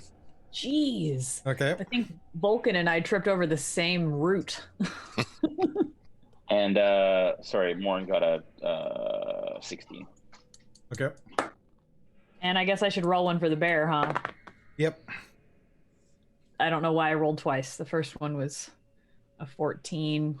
So I think that makes it like a 15 or 16.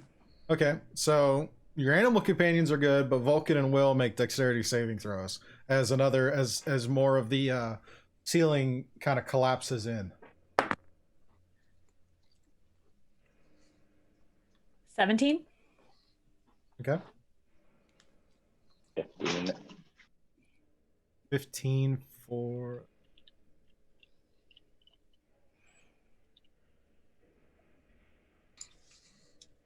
All right.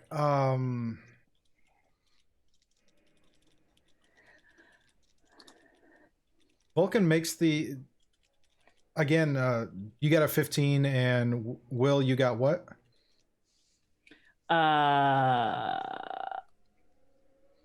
Above or 13. below 15? 13? 12. 12? Okay. So Vulcan takes half damage because he able to dodge out of the way a little bit. You take the full amount. Will, you're going to take 2. Vulcan's going to take 1.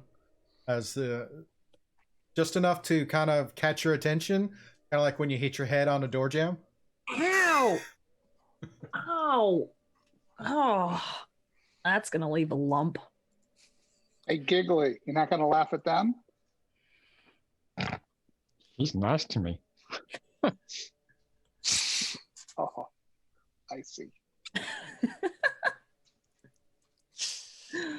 Yeah, he doesn't dare laugh at Will or she'll take away his rides. So No more going for you. after a little bit, you come up to the next passageway and leads into another residential area. This fork in the road kind of looks like it curves around, and you kind of get the sense that it leads back into the garden. And then there's a path the main path leads straight north. Going north. I was going to say, I think we're pretty much in agreement that we'll follow whatever Cobbless's recommendations are, unless Vulcan is opposed.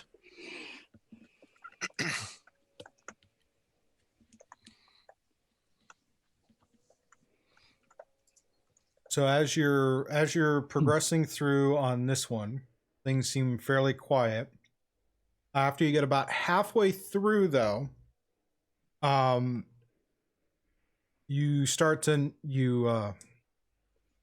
need Shrag and Vulcan to roll perception checks because they've got the furthest vision. That's a 17. 18. Yep. You guys notice just as you're looking down the path, you notice that there are several you see an alcove you passed one alcove or pathway to the west.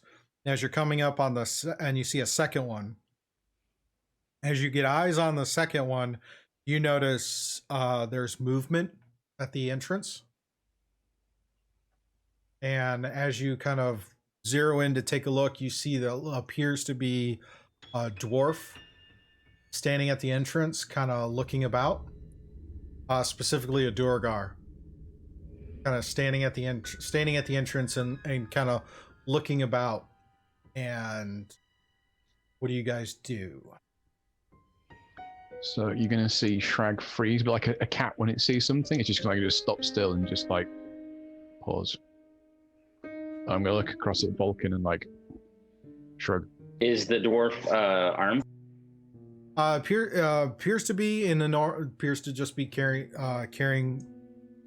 a. It doesn't appear to be like having a weapon out, like it's actively trying to defend. It looks more like it kind of is at the entrance and kind of just keeping watch. Like it's guarding the entrance? It's a borderline keep watch or scouting. Sorry, does it look like, is it facing us and guarding the entrance, or is it looking towards the entrance as if it's trying to figure out if it's going You're in? coming up onto him as like you're coming up on the side. It's like he's standing in front and it's like he's standing in front and you're crossing the path. So he doesn't quite notice you yet. You got the first sight on him. Okay. I put my hand back, like stop to the group for a sec. And I'm gonna step forward, just casually. Yep. I'm gonna ready I'll take the dodge action.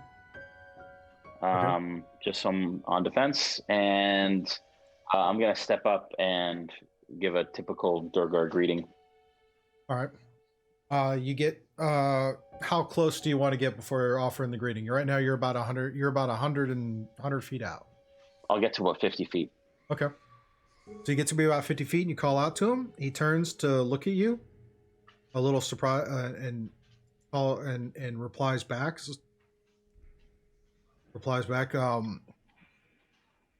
Hail, how you doing? I am okay. What are you doing here? What brings you this area? Oh, just doing our normal scouting and hunting. You know how it goes. I absolutely do. Do you have a big party? About the average we stroll around here with. Been out here for a few days. Do you see anything else of danger around this area? There have been a few things lately, but we've been avoiding. There was a drow party that passed by not too long ago. Decided not to mess with them. You know how it is. Okay, do I get a sense that I believe what he's saying? Roll an insight. You're not Is just it going to dark in yell at this him area? insight check? Scoo, is it dark in this area? Like, Yep. what's the lighting like? A little bit of lichen and a little bit of crystal spaced out. For the most part, it's pitch black. That's a 23. Natural 20. 23. You can sense that he's probably not telling you everything, but it's also not completely uncharacteristic of Duergar to not to tell everything all the time. From what I know of Durgars, are they going to be somewhat troubled by the rest of the party? Potentially, if they think they can get the upper hand, they might attack. But if they feel that the party is stronger than they are, then they may opt to have a discussion instead of fight. Okay, and is there a way around where they are right now, or are they basically the entrance we need to get to? You have to pass them to get to the crossroads ahead, and then turn. And then once you get to that crossroads ahead, then you have to turn. Then you're looking at turning left. So you have to pass this group in order to get to where you're going. Is there any indication of where the rest of this party is that he's talking about?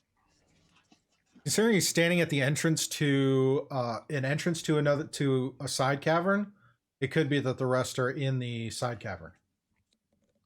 Say that again. It's an entrance to a side cavern, like Yeah. you've seen with a lot of these residential areas. He's the only one standing there, so it could be that the rest of them are potentially in that cavern. Okay. All right. But it doesn't look like they're moving on anytime soon. No, he's kind of standing there, so it could be the rest of them are inside doing something, and he's just kind of standing watch. So Okay. I don't like how long this is taking. So I'm going to stay in the shadows and stealth up to within 30 feet behind him. Okay, go and roll your stealth check. Yeah, it's a 29. Okay. Yep. You're kind of blending into the shadows.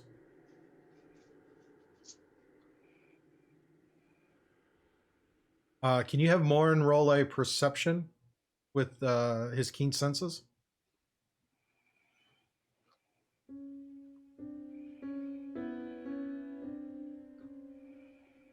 I can't remember if it's advantage with keen Yes, senses. you get advantage it with is, keen right? senses. Yeah. Yep. So that's 19, I believe. One sec. Yeah, 19. Okay. Morin doesn't notice Obsidian coming up behind you.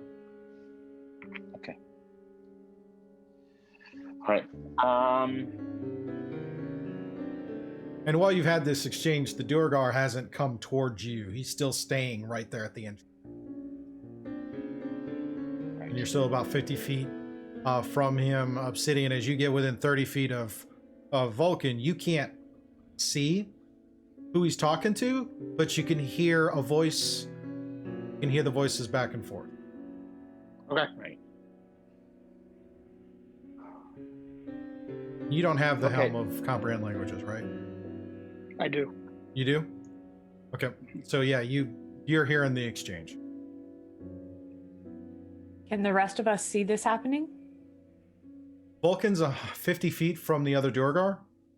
So if you all stayed in the same spot, Shrag could see you, and Anari are seeing Volkin stand there and just talking to some figure in the distance. Okay. And I imagine that, since they're probably talking in Dwarvish or in Durgar, if it's not undercommon, so you're probably not hearing it. You're just hearing whatever the sounds is of a language you don't understand. Okay. And Steve, if they are I've got- talking in Dwarvish, I do understand. I do speak Dwarvish. Okay. So if it's yeah. undercommon, I do have Dwarvish on my character. I don't remember. I think Durgar have their own dialect of Dwarvish, but yeah. Well, yeah, I speak Dwarvish Undercommon. I'd probably be speaking Dwarvish Okay. to a fellow dwarf. Yeah. Yeah. And Anarion has the helm of comprehend languages, so I would understand, just not be able to speak. But I'm not at a distance I can see. But what can I tell from Vulcan's body language? Am I alerted? Roll an insight check. I was actually going to ask the same thing. I actually do speak Dwarvish, but I want to know. Yeah, if he's speaking Dwarvish, you can hear the conversation. Okay. It was only a 10. I leave that to Vulcan how he wants to describe his body language.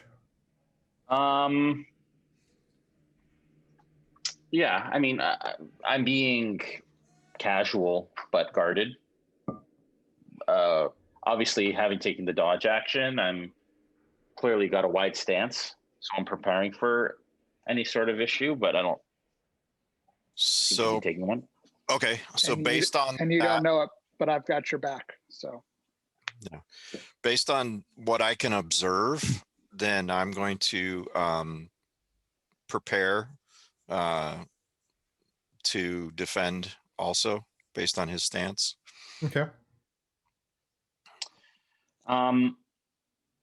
I to the Durgar, I say, I am escorting a party of important people through here. We're not going to have any issues, are we? Depends. How important are they? More important than your life. So I say that you mind your business as we move through. Roll your either persuasion or intimidation, your choice. That is intimidation, sir. Okie dokie. We got Which more wild both are magic. not good. 15. The Durgar you're speaking to kind of takes a step back, kind of puts his hands up. It's like, all right. Okay. I motion the party forward.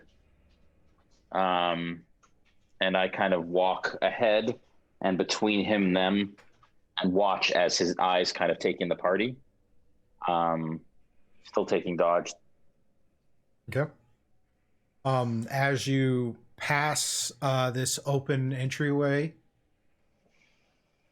you kind of look in, and you kind of see a group of 8 in the back, just out of sight, kind of in that watching, and then they were taking their cues from the person you were speaking to. And as Okay. you guys all pass, you kind of see this group. Okay. What do they seem to be doing? Their weapons are in their hand, but they're kind of in that non-threatening. It's like they were almost preparing for an ambush, but then taking the cues from the person you were speaking to, decided, you know what, we're not going to do that. We're just going to be like, act casual.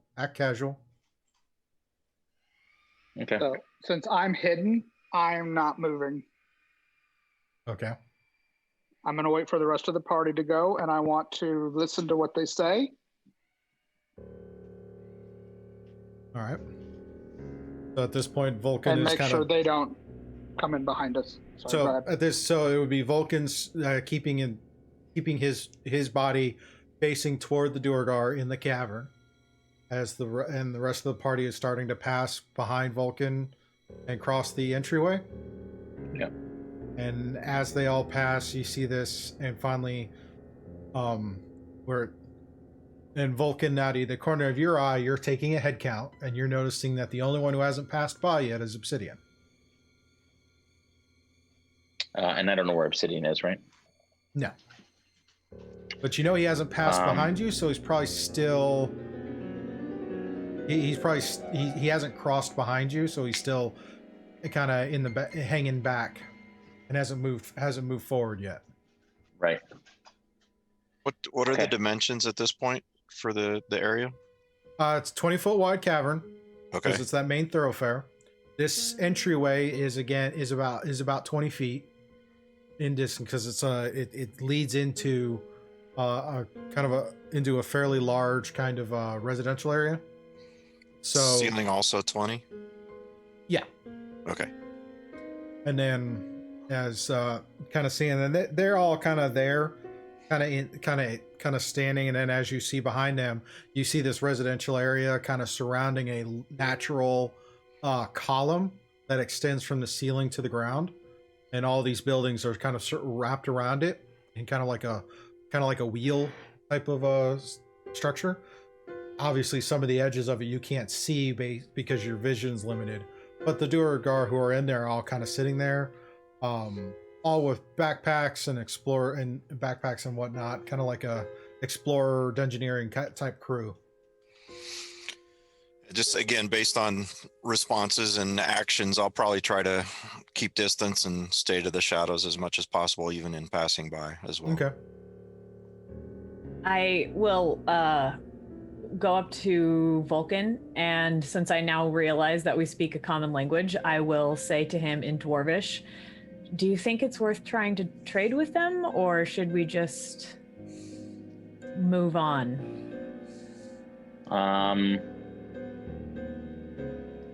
I kind of lift my eyebrows at the fact that she can speak Dwarvish. And then I say in Dwarvish back, no, I say we move on. Okay. The Duergar in the back all kind of look at each other when hearing you speak in Dwarvish as well. But I speak it very well too. But they're keeping their focus on Volkin because he's seen it's that focusing on someone they're familiar with. I do give them a greeting in Dwarvish. And the bear lifts a paw and waves. Go ahead and roll a persuasion. Oh God. We know this never goes well for me. Oh, that's a 10 plus 0 for 10. They're just very static. They don't react. Capitalist kind of scoots across really quickly because Duergar numbers still kind of make her uneasy. Yeah. I'll stick close to her so she feels a little bit better. So the last one to pass is Obsidian and Volkin. You see the rest of the party is across to you. What do you guys? What do you want to do? Sorry, so Obsidian has not passed, or he has crossed? Not passed you yet. I'll You've leave it taken be. stock of everybody else, but Obsidian Yeah. hasn't passed. I'm gonna kind of walk backwards, watching the dwarves, knowing that Obsidian is back away. So I'm gonna turn, still taking that dodge action, turn and follow the party. Okay. Now you guys are all on the northern side of the cave entrance. Obsidian is the only one remaining in the shadows. I want to wait for them to get 50 feet or so, 60 feet. I don't want them to get too far ahead, but I do want to listen to what they say after they feel that the party is out of earshot. Okay. And I'm also preparing the broom so that I can get on the broom and catch up pretty quickly. Okay. As they're getting to the edge of your vision, go ahead and give me a perception check. I like your thinking, Shad. 16 on the die plus 8, so 24. Ooh.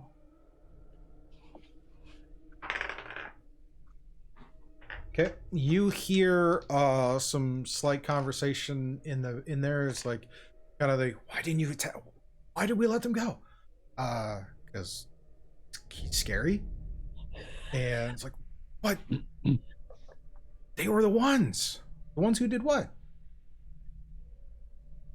You didn't hear? No, I didn't hear. What was I supposed to hear? The camp. The camp is gone. And that was probably them. They're new here. Are you sure? I could have been the Illithid. Do Illithid burn people? No. Do you know? No, but whatever. And they all start to walk back. Okay. So I'm going to hop on the broom, go up 20 feet, basically hugging the ceiling, and scooch on. All right, go ahead and give me a stealth check, up. just so you don't like scrape the ceiling and knock something down. Yep. 11 on the die plus 10. Oh, at advantage. I'll take the 11 on the die because that's a nat 1. So 21. Yep. You progress through, and just as you lose sight of them, you catch back up. You the rest of you notice Obsidian kind of flying in on the broom real quick as you come up on a crossroads. And tell them nothing. Not yet. Fair. So you come up on this crossroads. In this particular crossroads, you see it looks like a T-junction with one path that leads more to the east, southeast, but as far as the T-junction, it seems like it's moving straight east to west. Cabness is looking at her rough map and kind of motioning that you should take the left path and have it kind of keep progress west. As you're progressing west, you come to another fork in the road. This one has a path that kind of curves gradually to the north, which she looks at and kind of shrugs a little bit and says it's like, and kind of points to taking that northern path, or you can continue west into the next district and then head north. But it seems both paths lead toward another garden area. He's not entirely enthused, but knows that this is the quickest way north.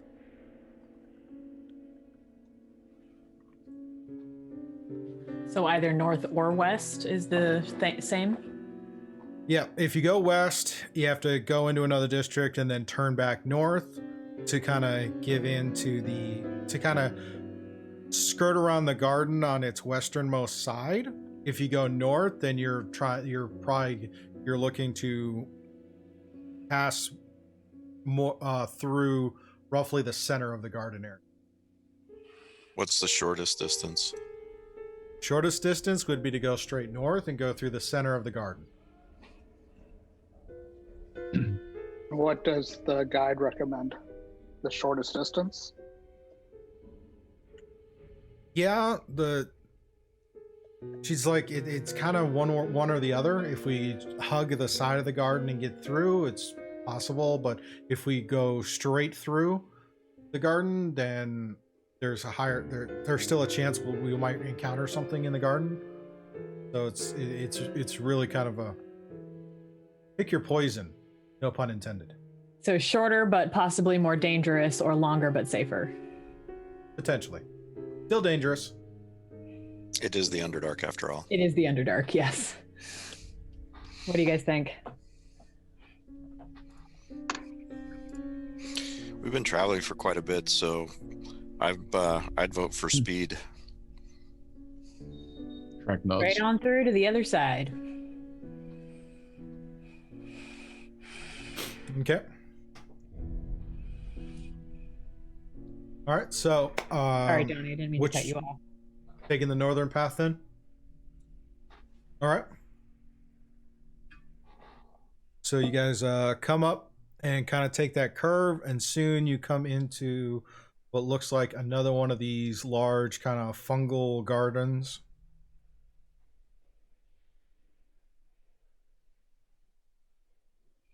This one, as you kind of coming in, so again, trying to reimagine what that looks like. It's a steeply domed roof, about 100 feet high. There are several varieties of tree-like fungi growing in scattered stands throughout the cavern. The floor is carpeted with a bizarre swirling rainbow pattern of colorful molds and lichens. It's difficult terrain to kind of move through, so you're gonna have to take more time, because if you make too much movement, you can disturb the mold and it releases spores into the air, so it could make things more difficult. Should we ferry people over on our brooms, Obsidian? That's what I was just going to ask. What does it look like from a flying perspective? I know you said it's difficult terrain walking. What about if we flew? If you flew, it'd be navigating through some of the taller fungal tree-like growths. You do notice as you're kind of looking in, and based on previous ones, there's a kind of a network of paths that loom around, and in two areas that kind of flank each other, north, east, and west, are like these raised pathways, kind of like overpasses that have stairs that lead up and then go across and then lead down. The area in between has the growths. Like I said, none of the fungus is growing to the full height of the chamber, so it is possible to fly up and over. Volkin, is that something you would be okay with? Yes, it's all right. I don't know. Will Morin be okay with it? I don't know how badgers feel about flying. He should be okay. Sorry, I've got subterranean barking spiders apparently in the cavern behind me here. Good sound effect for the room. That's what that is.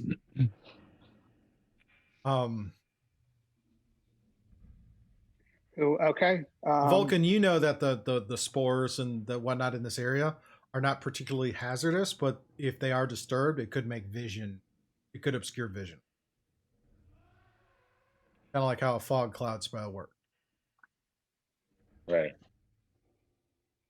So how do we wish to proceed? You guys want to fly? Let's or do it. Walk? Okay. Come on, Shraggy, hop on board. Don't you wish you didn't laugh at me now, huh? Yeah, All right, who's first? Anarion, Volkin, Morin? I'll go ahead and stay back and kind of secure or try to protect the party that's here and be one of the last to go across. Okay. Yeah, it's because of the weight. I figured you grab Anarion and Vulcan, and I'll grab Shrag and Morin. Okay. And the bear is just the bear is just on his own. Well, we got Cablis too, don't forget. Oh, right. And yes, and Cablis. Shraggy and Cablis could probably, because they're both short, right? They can probably both ride at the same time. So I'll take both of them. Okay. All right, Vulcan. Shrag up front, Cablis in the middle, and I'm at the back, if that helps. Okay. All right. So trying to get so is this 2 trips or 1 trip? 2 trips? Okay. Yeah. All right. So first trip was who again? Sorry, I was looking something. I have Shrag and Cablis on my broom. Shrag's at the front, Cablis is in the middle, and I'm at the back. Okay. And I've got Vulcan. Yeah, And Morin and Anarion are staying back for now. Okay. So And they're trip 2. okay. So trip 1, Shrag, Will, and Obsidian, go ahead and roll perception checks. Obsidian, that's me. 16. 16. Okay. Will? 25. Okay. Shrag? 11. Okay.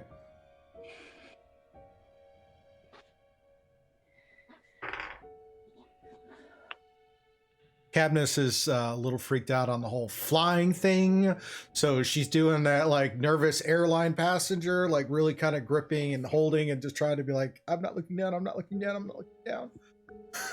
As you're flying That's through, Will, you notice on the pass through that while the area is really there's dim light from the lichens and whatnot, and you're seeing pockets of crystals growing. You do notice that there are a couple of.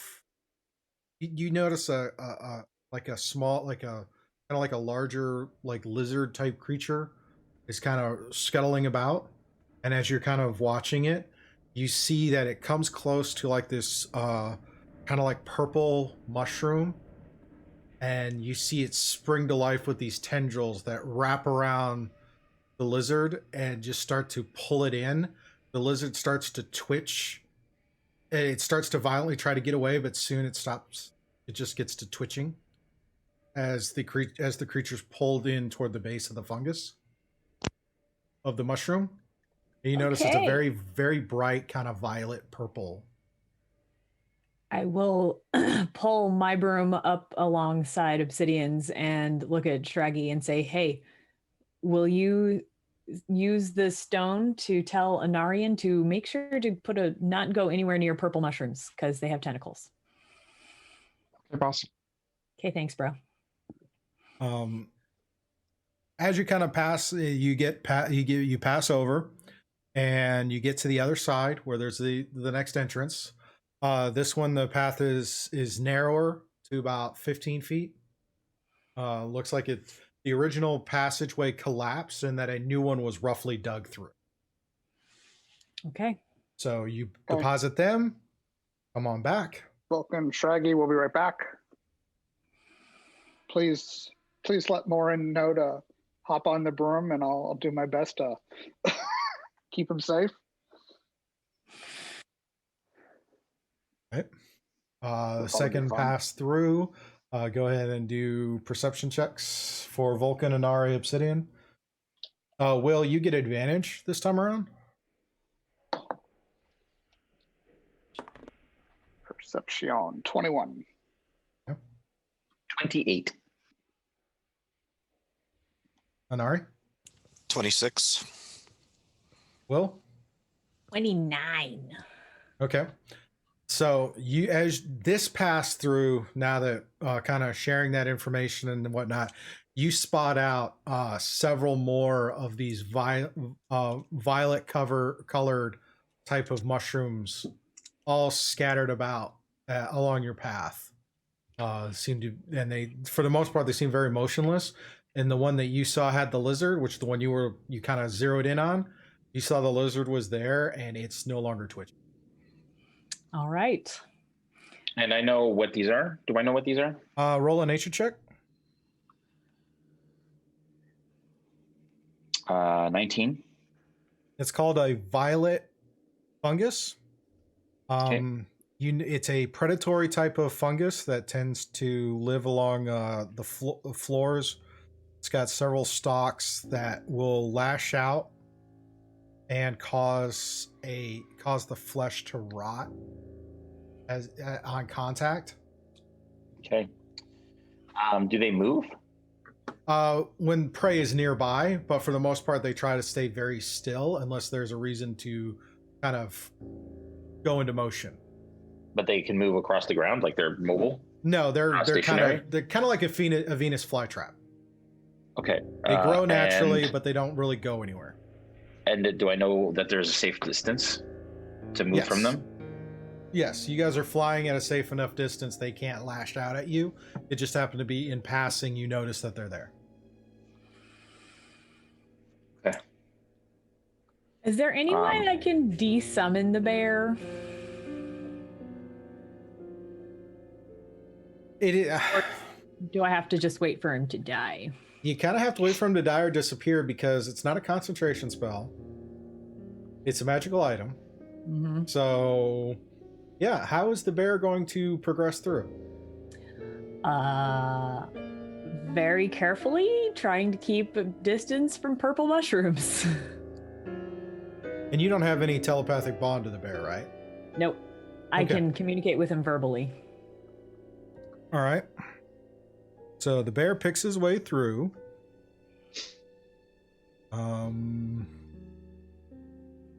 Let's see, what's the bear's AC? Like 12. Okay.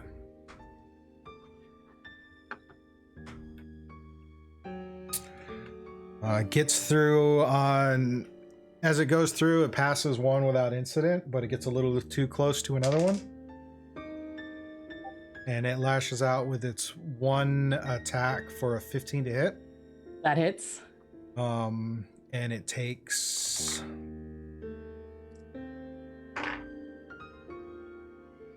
7 points of necrotic damage on the hit. Yeah, what does the bear do? It was pretty close to being dead because it took some damage in that battle. So as we fly away, we just hear sad bear noises. And poof. And there's Sorry, a group little of buddy. spores that are disturbed, kind of where the bear was. So now you guys are all on the other side of the cavern. And that is where we are going to call it for today's session. It's All almost right. 1 o'clock, and we all have things to do, I'm sure.